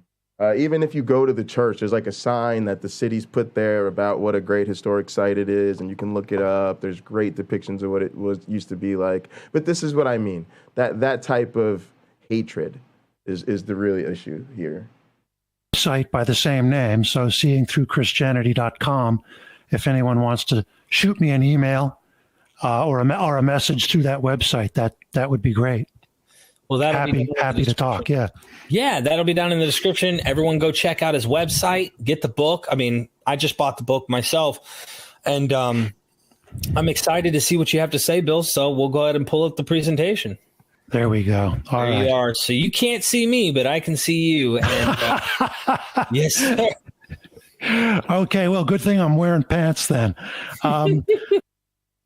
I mean, I assume I don't think that they're real. They're like really concrete cement statues. I don't know. I've never seen them uncovered, but it's a historic cathedral. So I think I'm under the impression all the work in that cathedral was done by hand, because it's all really custom and really unique. And I'm sure the church paid. I don't know what we mean by mass produced, right? Because I'm sure that was somebody's job, and they went around commissioning similar works at a lot of churches, right? But I don't think that changes it in my impression.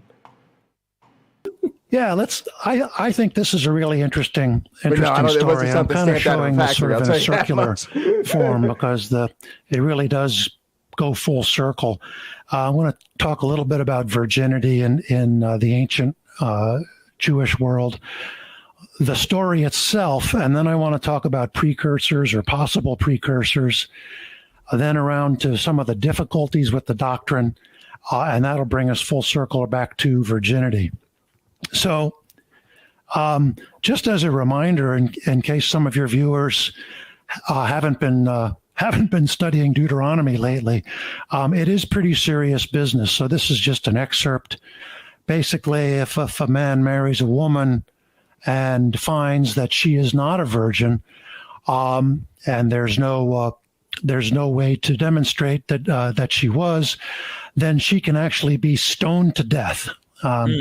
So this is, pretty serious business. And presumably what they're talking about here is finding a cloth with blood stain on it.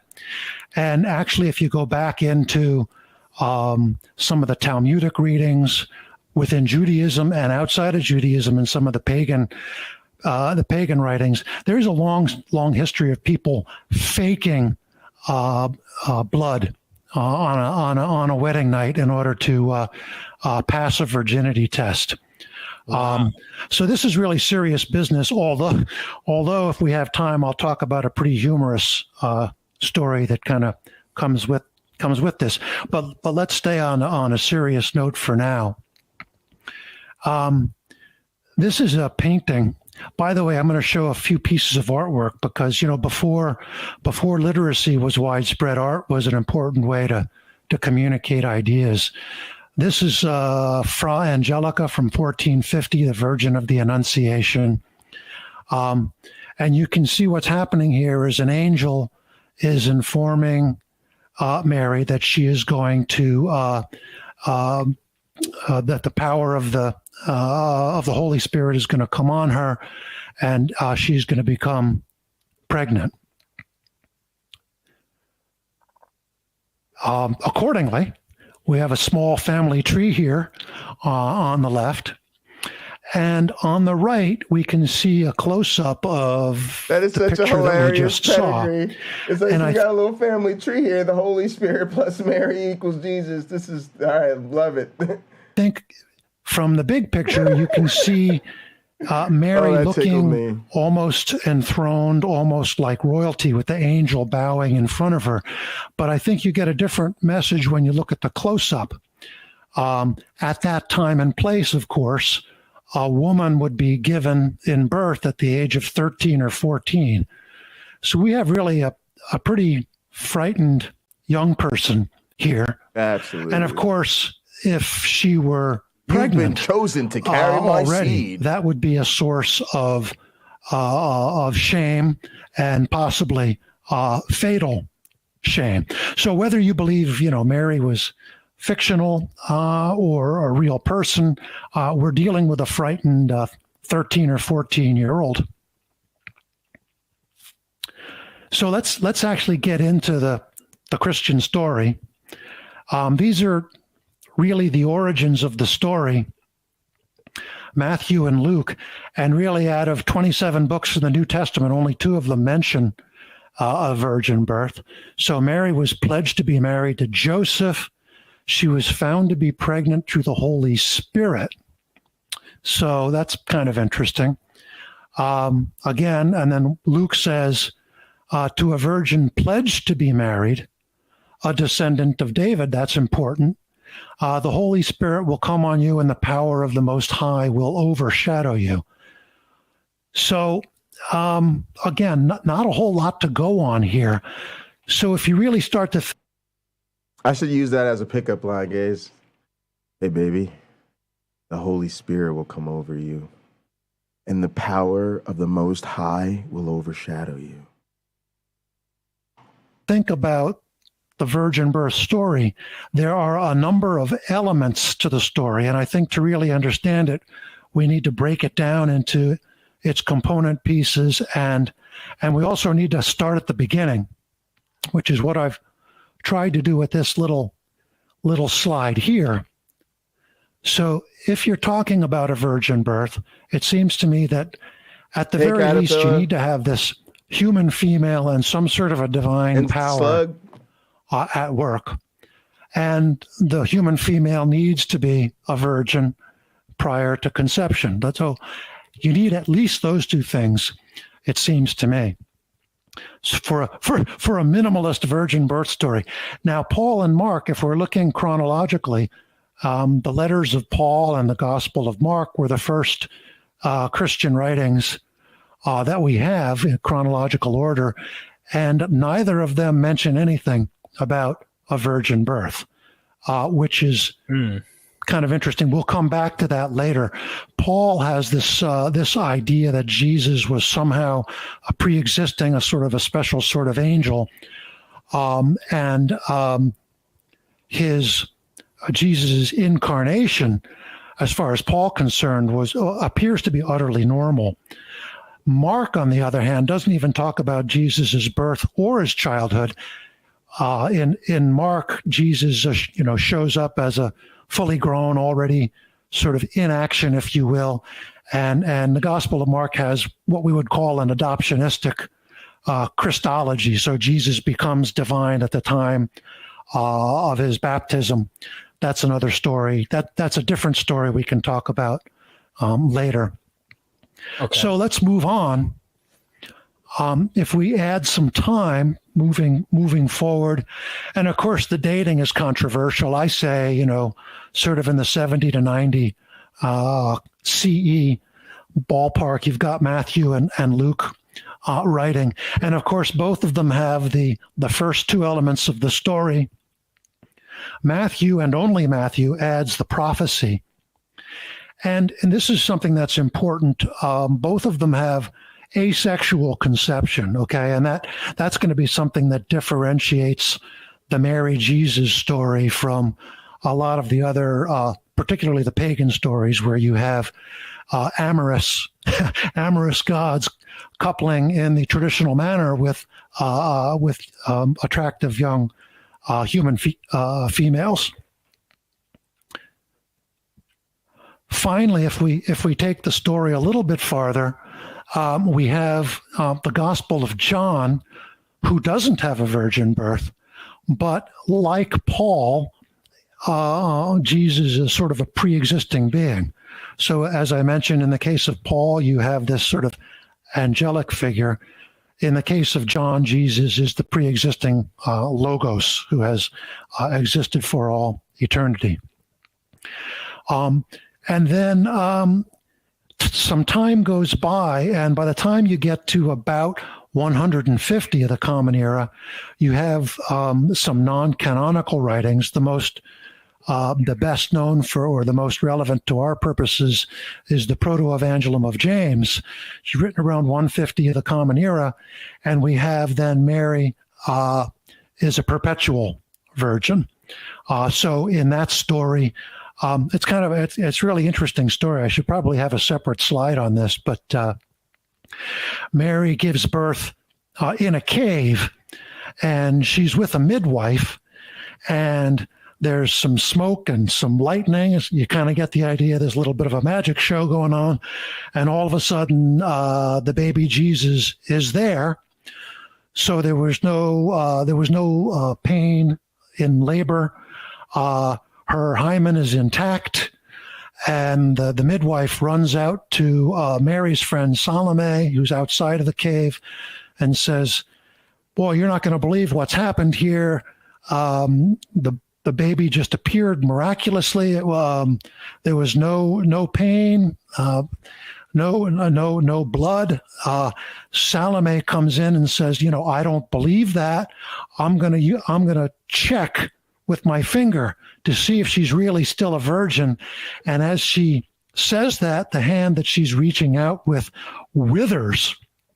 And Salome, says, "Oh no, I shouldn't have been testing the Lord." And an angel appears and tells Salome, "Repent, and if you touch the baby Jesus, your hand will be healed." So she does that, and there you have it. So you have perpetual virginity in the proto-evangelium of James.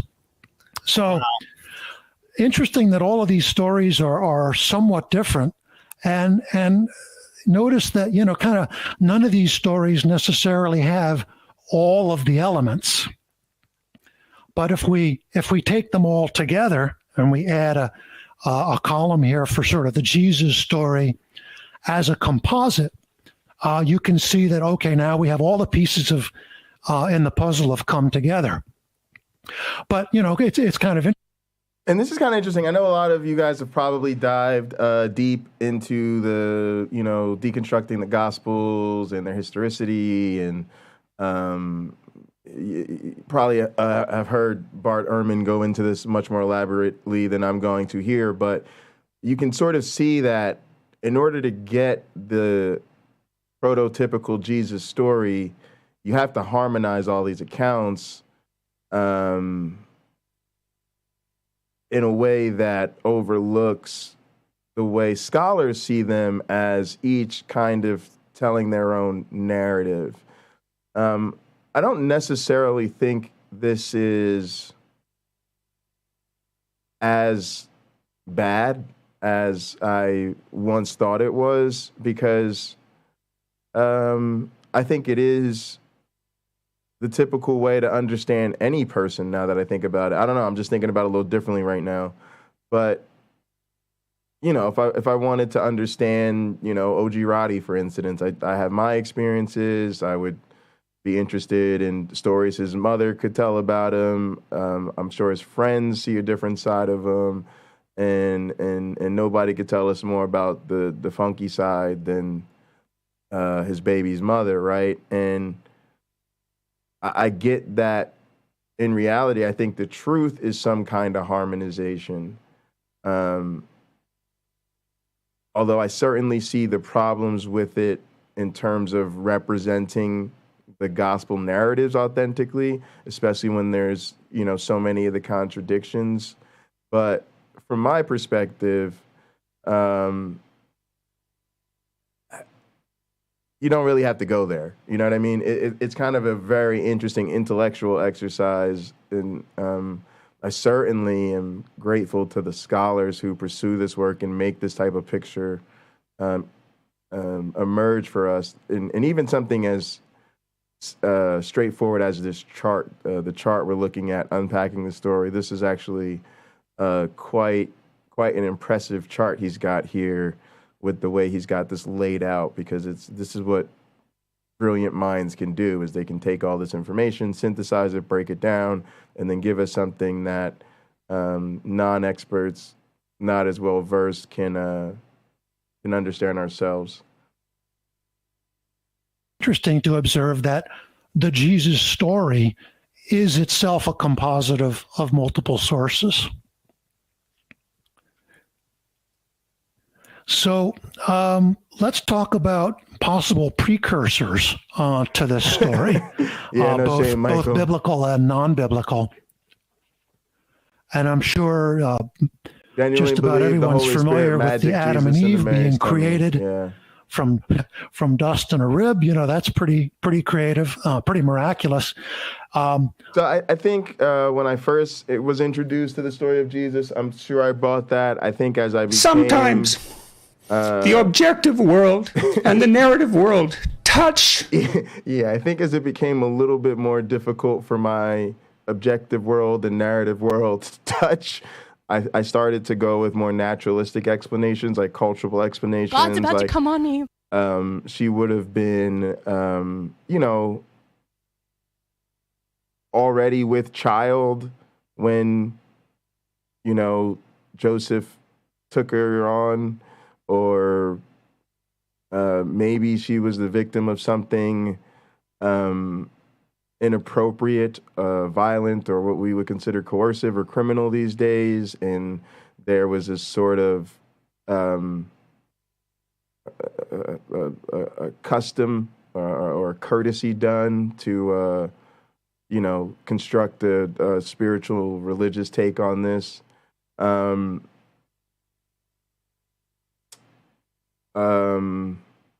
the way to like something like she was even too uncomfortably young for even their culture. So she was married off to an older dude. Like, I started to come up with all sorts of positive, because you don't know. But I definitely started to lean towards that there was likely a naturalistic explanation of that. And then I think ultimately I deconstructed to, wait a second, no, there's just people aren't born to virgins. And once I stopped believing in Jesus, it was easy to get rid of Mary. A less well-known story, of course, but kind of a blast. It's only a couple of lines. In Genesis is the birth of the Nephilim, and these were giants or men of renown that came about through angels impregnating human women. It's at least in the biblical tradition, it doesn't seem to work the other way around. In the pagan tradition, there are human men who have impregnated goddesses, but you don't see that in the biblical tradition. Mostly, what you see in the Bible, of course, in the Old Testament, is instances of old age and barrenness, so Abraham and Sarah, and so on. All the way up until the New Testament. So in Luke, we've got Elizabeth and Zechariah giving birth to John the Baptist in kind of a similar type of old age, barrenness type of a situation, hearkening back to the Old Testament. Now, where it really gets interesting is when you look at sort of some of the pre-Christian examples, and I've got kind of, this is sort of representative rather than comprehensive. I've got here kind of some Eastern gods. The biggest group is Greek gods and heroes. And there are actually historical figures that had miraculous births attributed to them as well. And, I don't have on here, for example, Zoroaster, who was in later tradition, born of a virgin, but in the earliest, the pre-Christian writings or the pre-Christian Zoroastrian traditions, we can't find that, so I've left. Also, I gave out $1 million pocket change earlier because we hit over 100 live chat messages on the stream. I didn't mention at the time Nitty was talking, so them off the list. Similarly, some of the avatars of Vishnu, like Rama, I don't have on the list because we can't establish that those miraculous births were pre-Christian. Same thing with Buddha. Buddha probably was pre-Christian, but we might as well just focus here on the kind of the Mediterranean world. So lots of interesting stories here. I'm just going to pick out a couple that I think are really interesting. Man! This one is the birth of Romulus.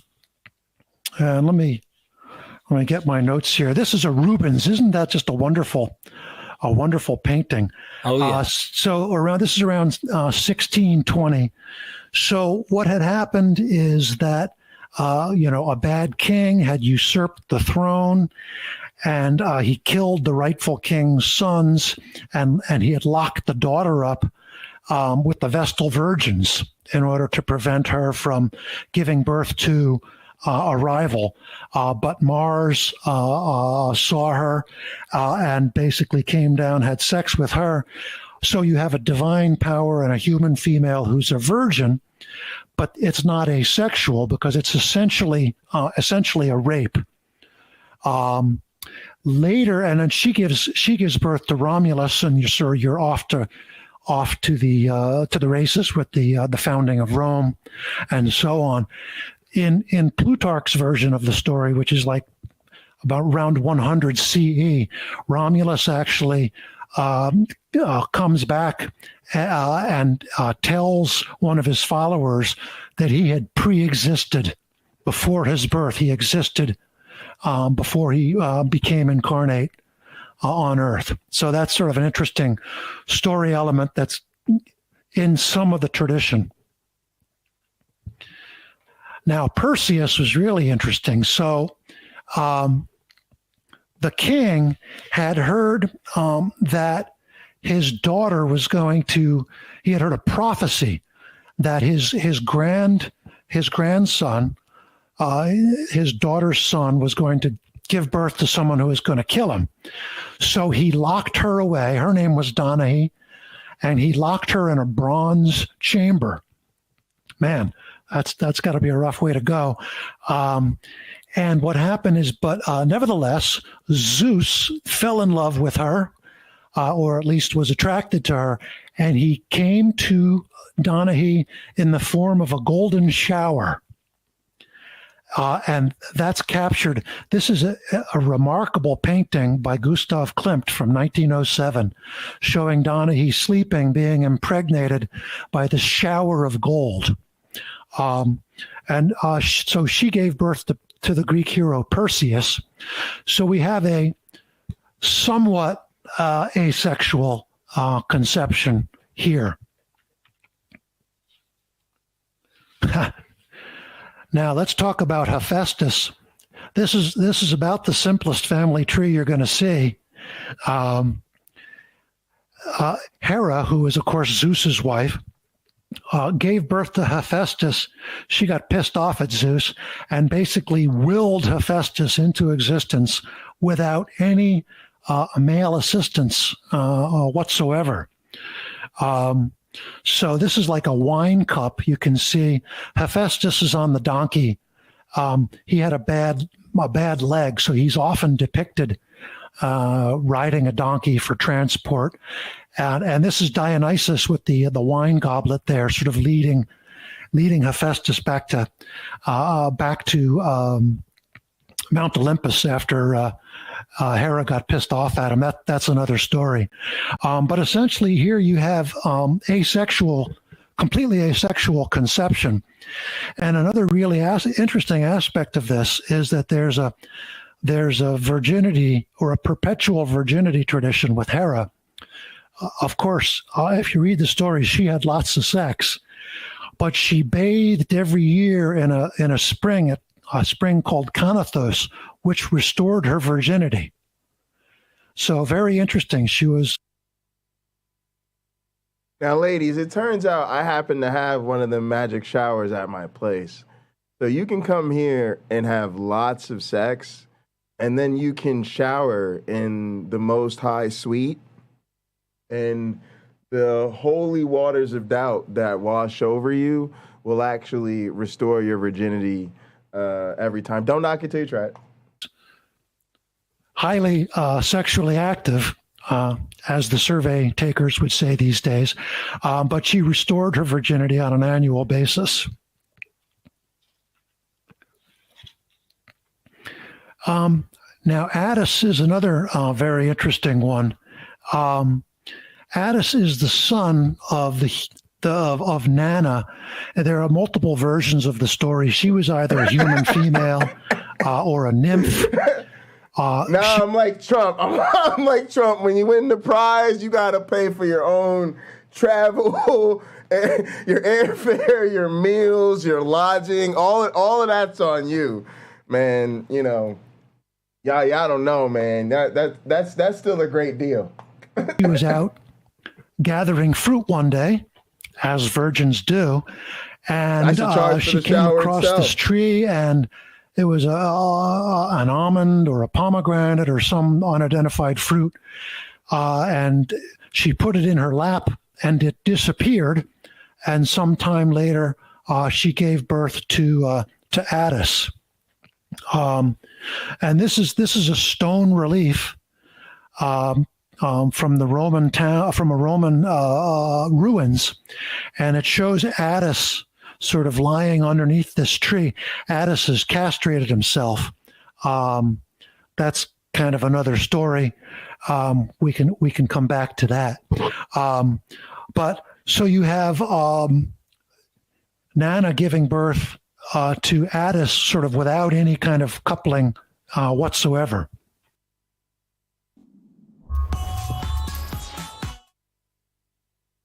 All right, gang. I was trying to withhold taking the hard right into cultural commentary, but I can withhold it no longer. We've got to talk about the toxicity of the religious attitude towards sex. And a couple things we've already hit on here. One, we've seen now the veneration of castration, and this is a motif, right? And we all know of those certain, roles in the medieval churches where castration was practiced or favored upon, or was chemically castrated, and even if you look at a vow of celibacy, right, it is a form of behavioral castration. Right? We just say you can't fuck. Simple, right? They were like, yeah, we were taking a lot of flack for chopping out niggas' dicks, so now we just say you can't fuck. Yeah. Sorry. And the sort of veneration of virginity itself, I see as a real problem.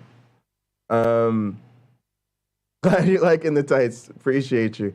So one of the experiences I had with this was like I found myself like, really close to one of the young ladies from my church. It was really weird for me because I pretty much sworn off, being intimate with Christians. So it was all good. We were just friends. We talked a lot, like every day. Texting throughout the day, talking on the phone. And then we went to the same church. We were in the same Bible study group. She was one of the few people in our Bible study group that wasn't on the worship team. But, we were very attracted to each other. I remember like the first time I was in that group, I was like, who's the hottie? Okay. But I was mostly there because that's the group that most of my band and other worship team members were in. So, eventually we like talked her into joining the worship team because she's a really good piano player, and we were lacking strong keyboard players. I think we had one keyboardist who was like always holding it down. He himself wanted somebody to like help out, and so we were happy to have another player. She was really good. I was there for audition, and so then we ended up like playing together all the time because she's now on the worship team with the rest of us. So that means she's at rehearsal and all that shit.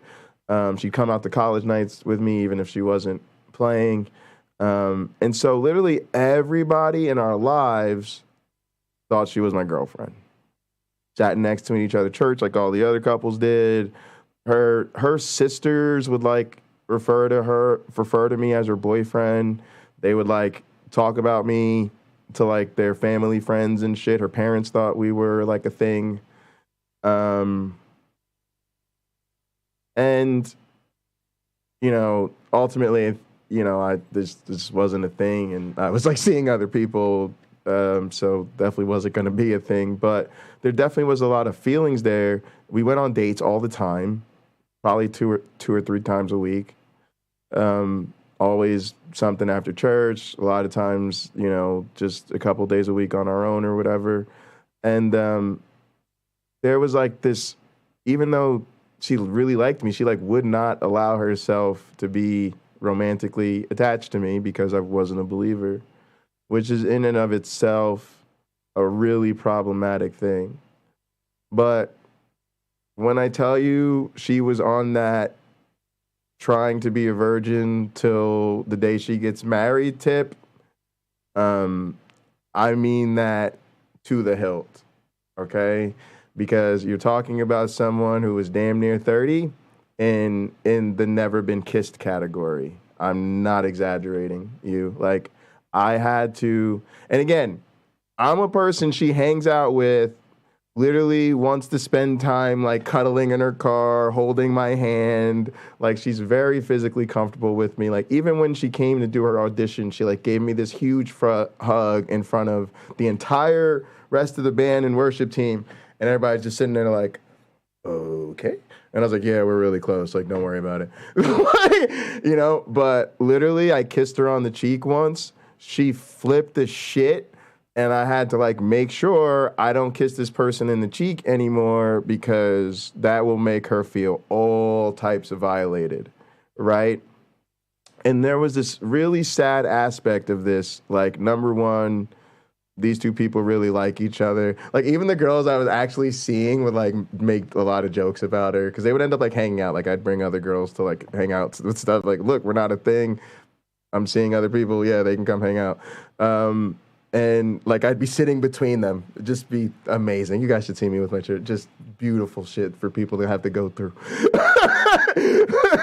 But it was just sad. And anyway, I realized that these people value their virginity more than they value the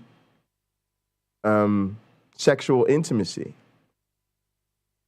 And there's this real way in which you don't grow up. First of all, it's totally unhealthy to just feel like you're not valuable as a life partner if you've, had sex with another human being before you get married. It's even worse to be like, oh, and there's a whole fucked up ass continuum where like, yeah, if you're one of those girls who was taking it up the butt, yeah, you're not. I don't know. Oh, were you fucking doing a little sucky, licky, tuggy? You're kind of virginish. What? Making out under the bleachers? Riding in cars with boys doing kissy things on the lippies? I don't know. I gotta be honest with you. Was there tongue involved? If there was tongue involved or you were lip kissing, your virginity, it may technically be intact, but it's certainly motherfucking tainted. Let's be very goddamn clear right now. Right, y'all? That's not healthy. It is not healthy to be head over heels in love with someone pretty much, all up in a healthy relationship. Your entire family thinks you're with this person, and that person puts their lips against your body somewhere that is not even considered to be a sexually enticing place, and you lose your shit because somehow your never been kissed status might be violated on your cheek. That is not healthy. If you are damn near 30 years old and you don't know what it is like to splooge all over yourself, and I don't care if you're a girl or a non-male person, if you do not know what it's like, everybody needs to masturbate. It's a tough lesson I had to learn. It takes a lot of practice, but if you're lucky, you know, a good time is in the morning if you got time in your morning routine or before you go to bed, and if you're lucky, both. But it is important that you learn how your shit works so that when you get with somebody else, you can help them understand. Yes, that's part of the reason. But the number one reason is so that you experience the joys of pleasing yourself. What the is wrong? Look, we have to stop acting because look, if this is the season and Jesus is the reason for the season and it's the greatest story ever told. No, when this God decides to overshadow a fucking underage virgin against her consent, and now we are all perpetually required to worship and venerate the status of virginity. First off, God should have told one of them damn, professional working ladies from the red light district, right? She probably would have given consent. She'd have been like, God, I mean, I don't even know. Like, I hear you're kind of violent. Like, you've got kind of a murdery reputation, but I'm a professional and, I'm here to provide a service to the public, right? And so then God could have been like, all right, I'm going to come over you. And then we could have just venerated the status of being a consenting sexually active adult. But no, God had a better plan. No, that plan sucks. All right, so we got to stop thinking it's cool to be a virgin. Like, that's a huge part of this fucked up ass Christmas story, is that the whole shit makes us think, oh, if you're a virgin, you're fucking wonderful. Oh, and if you've slept with a lot of people, oh yeah, you're definitely not the type of woman God would come upon. Like, oh, you're all types of fucked up. And it's gross. All right. The other thing we're going to touch on while I'm here to fuck up Christmas, and I'm here to ruin your family. This is what you're gonna do on Christmas. You're gonna do something off air. You're gonna do like this. You're gonna do like this. You're gonna be like this. All right, family, love you. Good to see you. Hang on a sec, family. I gotta do a little pants check here. Let me check my pants. Hang on, gang.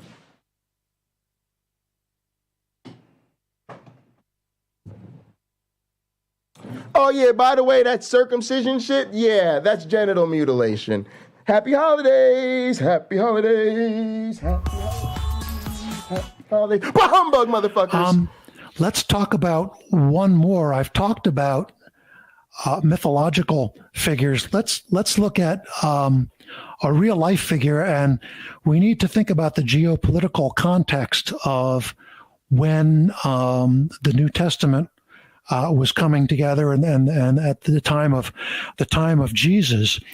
This is a map of the Roman Empire, and you can see Judea here in the exotic east of the empire. It was just a province, and a lot of Jews really chafed at Roman rule. And the ultimate symbol of worldly power, if you will, and of Roman rule was Caesar Augustus. And so this is a statue of Augustus, 2-meter high statue.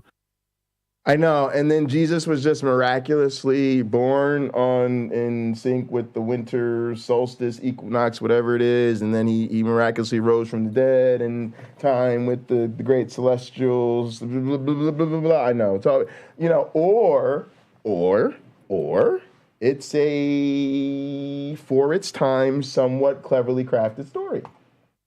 Sort of showing him in kind of classical Greek hero. Exactly, the biggest lie ever told. What's up, Iron Charity? And there are his earthly father was Octavius, but there's a legend that his mother went to sleep in the temple of Apollo, and while she fell asleep, the god Apollo came to her in the form of a snake, and in due course, Augustus was born. And that's really a takeoff, if you will. He's really ripping off Alexander the Great and Scipio Africanus, who was the general who defeated Hannibal. So he was a hero for saving Rome in that respect. So looked at from this point of view, you can see Augustus as sort of co-opting a long line of nativity propaganda. What's co-opting a long line of nativity propaganda? Like, of course. Let me turn this mic down. That mic was crazy loud. All right, here we go. appreciate everybody. And we're going to take a little brief intermission here. And before we do that, we are going to sing our goddamn offering song. Let's go.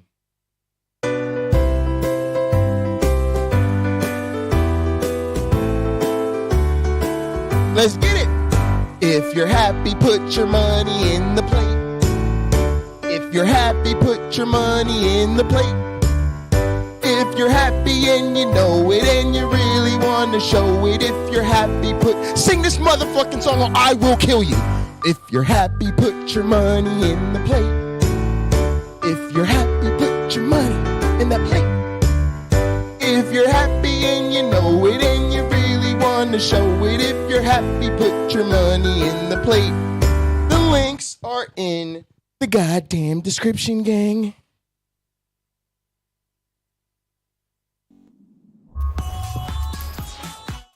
Really interesting for our purposes, though, is that, Augustus was referred to as Savior, Lord, and Son of God. And so all of these terms applied to him in one way or the other. So he was a savior because he brought an end to the very destructive war with Antony and Cleopatra. Lord, of course, was a common term used in master-slave relationships, but particularly the Lord in the Mediterranean world referred to Augustus. And he was known as the Son of God, really for two reasons. I mean, first of all, because of the Apollo story, but also because he was the adoptive son of Julius Caesar, who was deified, that is, made a god after his death. So Augustus was the adoptive son of God of Julius Caesar. All great stuff. So let's check out our scorecard here. Along the left, you can kind of see those same elements that we talked about in terms of the Jesus story. And we can look at the folks I talked about as sort of ticking some of these boxes. And in some cases, we have kind of partial matches. But again, you can see that if you look at all of these stories taken together, one way or another, all of the boxes are ticked. So you have all of the elements of the Jesus birth story were present in the Hellenistic world. Now, does that mean that the Jesus story was borrowed from these elements? So that's a fun question. And kind of, we can kind of look, well, yeah, there's some yes and there's some no. On the yes side of the story, we have, miraculous births were a common belief in the Greco-Roman world. And Matthew and Luke wrote in Greek, and they would have known those stories. The way people learned Greek was by reading and writing Homer and Hesiod and those classic stories. On the other hand, folks will argue back, that no story is exactly like the Mary Jesus story. And after all, the Bible, the Old Testament, already did have a tradition of miraculous births, and there was a huge emphasis already in the Old Testament on virginity. So, those are valid points. Some additional points, and I think some of these are stronger points. We talked about the silence of Paul and Mark, and now we have Matthew and Luke coming along writing just as more Gentiles were entering the Jesus movement. So those Gentiles may have been expecting some sort of miraculous birth as a sign that their new Lord was indeed special. And another interesting point is that you need the incarnation for Christianity to work, but you don't really need the virgin birth. So you need God to become man, so God can sacrifice himself as an atonement. But there's a lot of other ways that God could have become man. He could have been incarnated by by a woman who was not a virgin. He could have been spoken into existence, if you will, sort of creation ex nihilo. Or he could have been made out of clay, like Adam was. And we'll come back to the Adam parallel, because that's important. So the virgin birth wasn't necessary. That suggests, well, maybe it was an add-on in order to appeal to the Gentile audience. On the other hand. All right, Sam, here's your big moment in the spotlight. All right, so what are your thoughts about Mary and the virgin birth?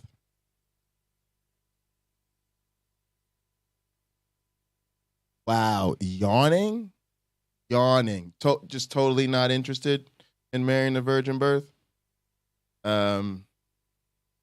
So is that like think it happened? Probably. Do you think there was historical precedent?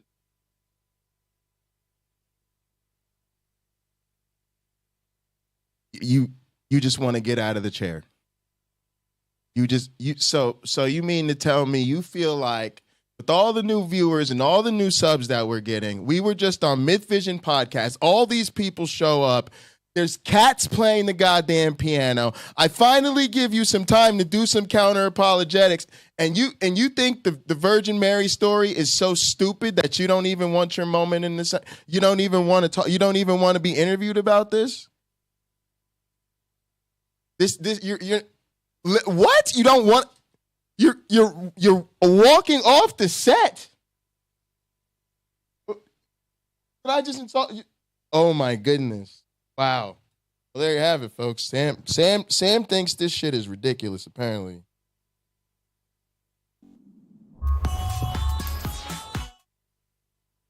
And the Jews tended to be non-syncretistic with their religion. And there's also some inconvenience brought up, which I'm going to talk about in a bit, about the Messiah story being incompatible with the virgin birth story. So how do you stitch those two stories together? So I tend to come out with the view that, that Matthew and Luke were part of the Hellenistic culture, and that they took these story elements, particularly the virgin birth story element, as a way of appealing to the Gentile audience. It'd be interesting to, at the end, maybe we'll come back and revisit that question. There's a lot of arguments one way or the other. But I've already alluded to a couple of the difficulties, but let's talk about, really some of the hardships that the virgin birth story kind of imposes on Christianity. And I've got a number of difficulties here, scriptural difficulties and theological difficulties. We're not going to spend a huge amount of time on these, but we'll gallop through these and cheers, gang. Appreciate everybody. Happy holidays. It'd be interesting to time the shying away from synchronicity with literacy practices, because if stories are becoming more common or transmitted more reliably, it's like anything else where maybe the first couple times people saw somebody lower a god statue from a crane in the middle of a show, they were like, oh, what a cool special effect. But, it would be very, very unimpressive now. And religion has done that. And I think that's what we see now, right, is that we're seeing the efforts that were made thousands of years ago. And so with our hindsight and way to deconstruct things now, we can see the seams where people in those times maybe had a little bit harder of a time. Derek will come back if, you had some points that you think needed to be stressed a little bit more. virgin birth prophecy. Yeah, there was no prophecy. So Matthew put this into his gospel. The virgin will conceive and give a birth to a son, and they'll call him Emmanuel, which means God with us. Actually, it means God is with us. So in order to understand what's going on here, we have to think, well, who the heck is Matthew talking about? So, Melody, we are all so proud of you. I hope this community has encouraged you in those conversations with your family. Your braveness and the support of this community certainly has encouraged me in these conversations with my mom. And I want people to remember, even though I've been talking a lot about sort of the uncomfortable conversation with my mom, overall, the process has been going really well.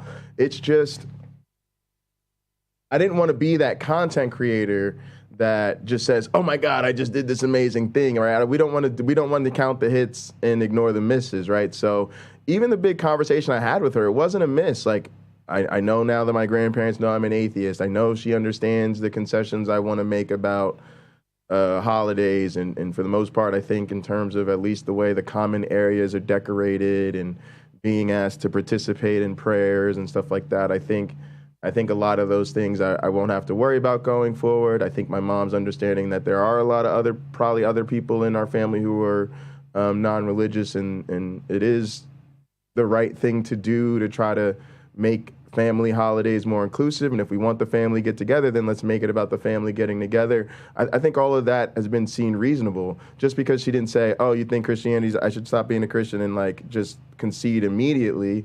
Yeah. People are going to resist this type of change, and I just wanted to share the whole process. But yeah, I hope anybody that's having those conversations or anticipates potentially having those conversations, or if you're going to go like me, blow it on up, baby. Boom, bring it up yourself. Drop that pipe bomb drop that pipe bomb. Can you pass the ham? And Christianity is bullshit. I mean, go for it, gang. Wear your atheism loud and proud safely. And we're here to support you. Matthew's actually talking about Isaiah, specifically first Isaiah, since most scholars agree there are two different Isaiahs. So first Isaiah writing... Yeah, I think they've learned this recently, Melody. That's the impression I'm under. Since I've been having the conversations with my mom. And that's another thing that might happen when you have more of these conversations. Some of you are going to find that in the same situation. You're maybe in a situation where your mother's difficult to talk to, but you have an aunt or a cousin or somebody that maybe they're not an atheist, but maybe they're just a softer, more reasonable voice. And then, or you're like me, you have a parent you can talk to, but your grandparents, I don't even say like you can't, it's not like I can't talk to my grandparents, but there's certainly reasonable anticipation that will be a much more difficult conversation. And, there's sort of, you do the work with the person you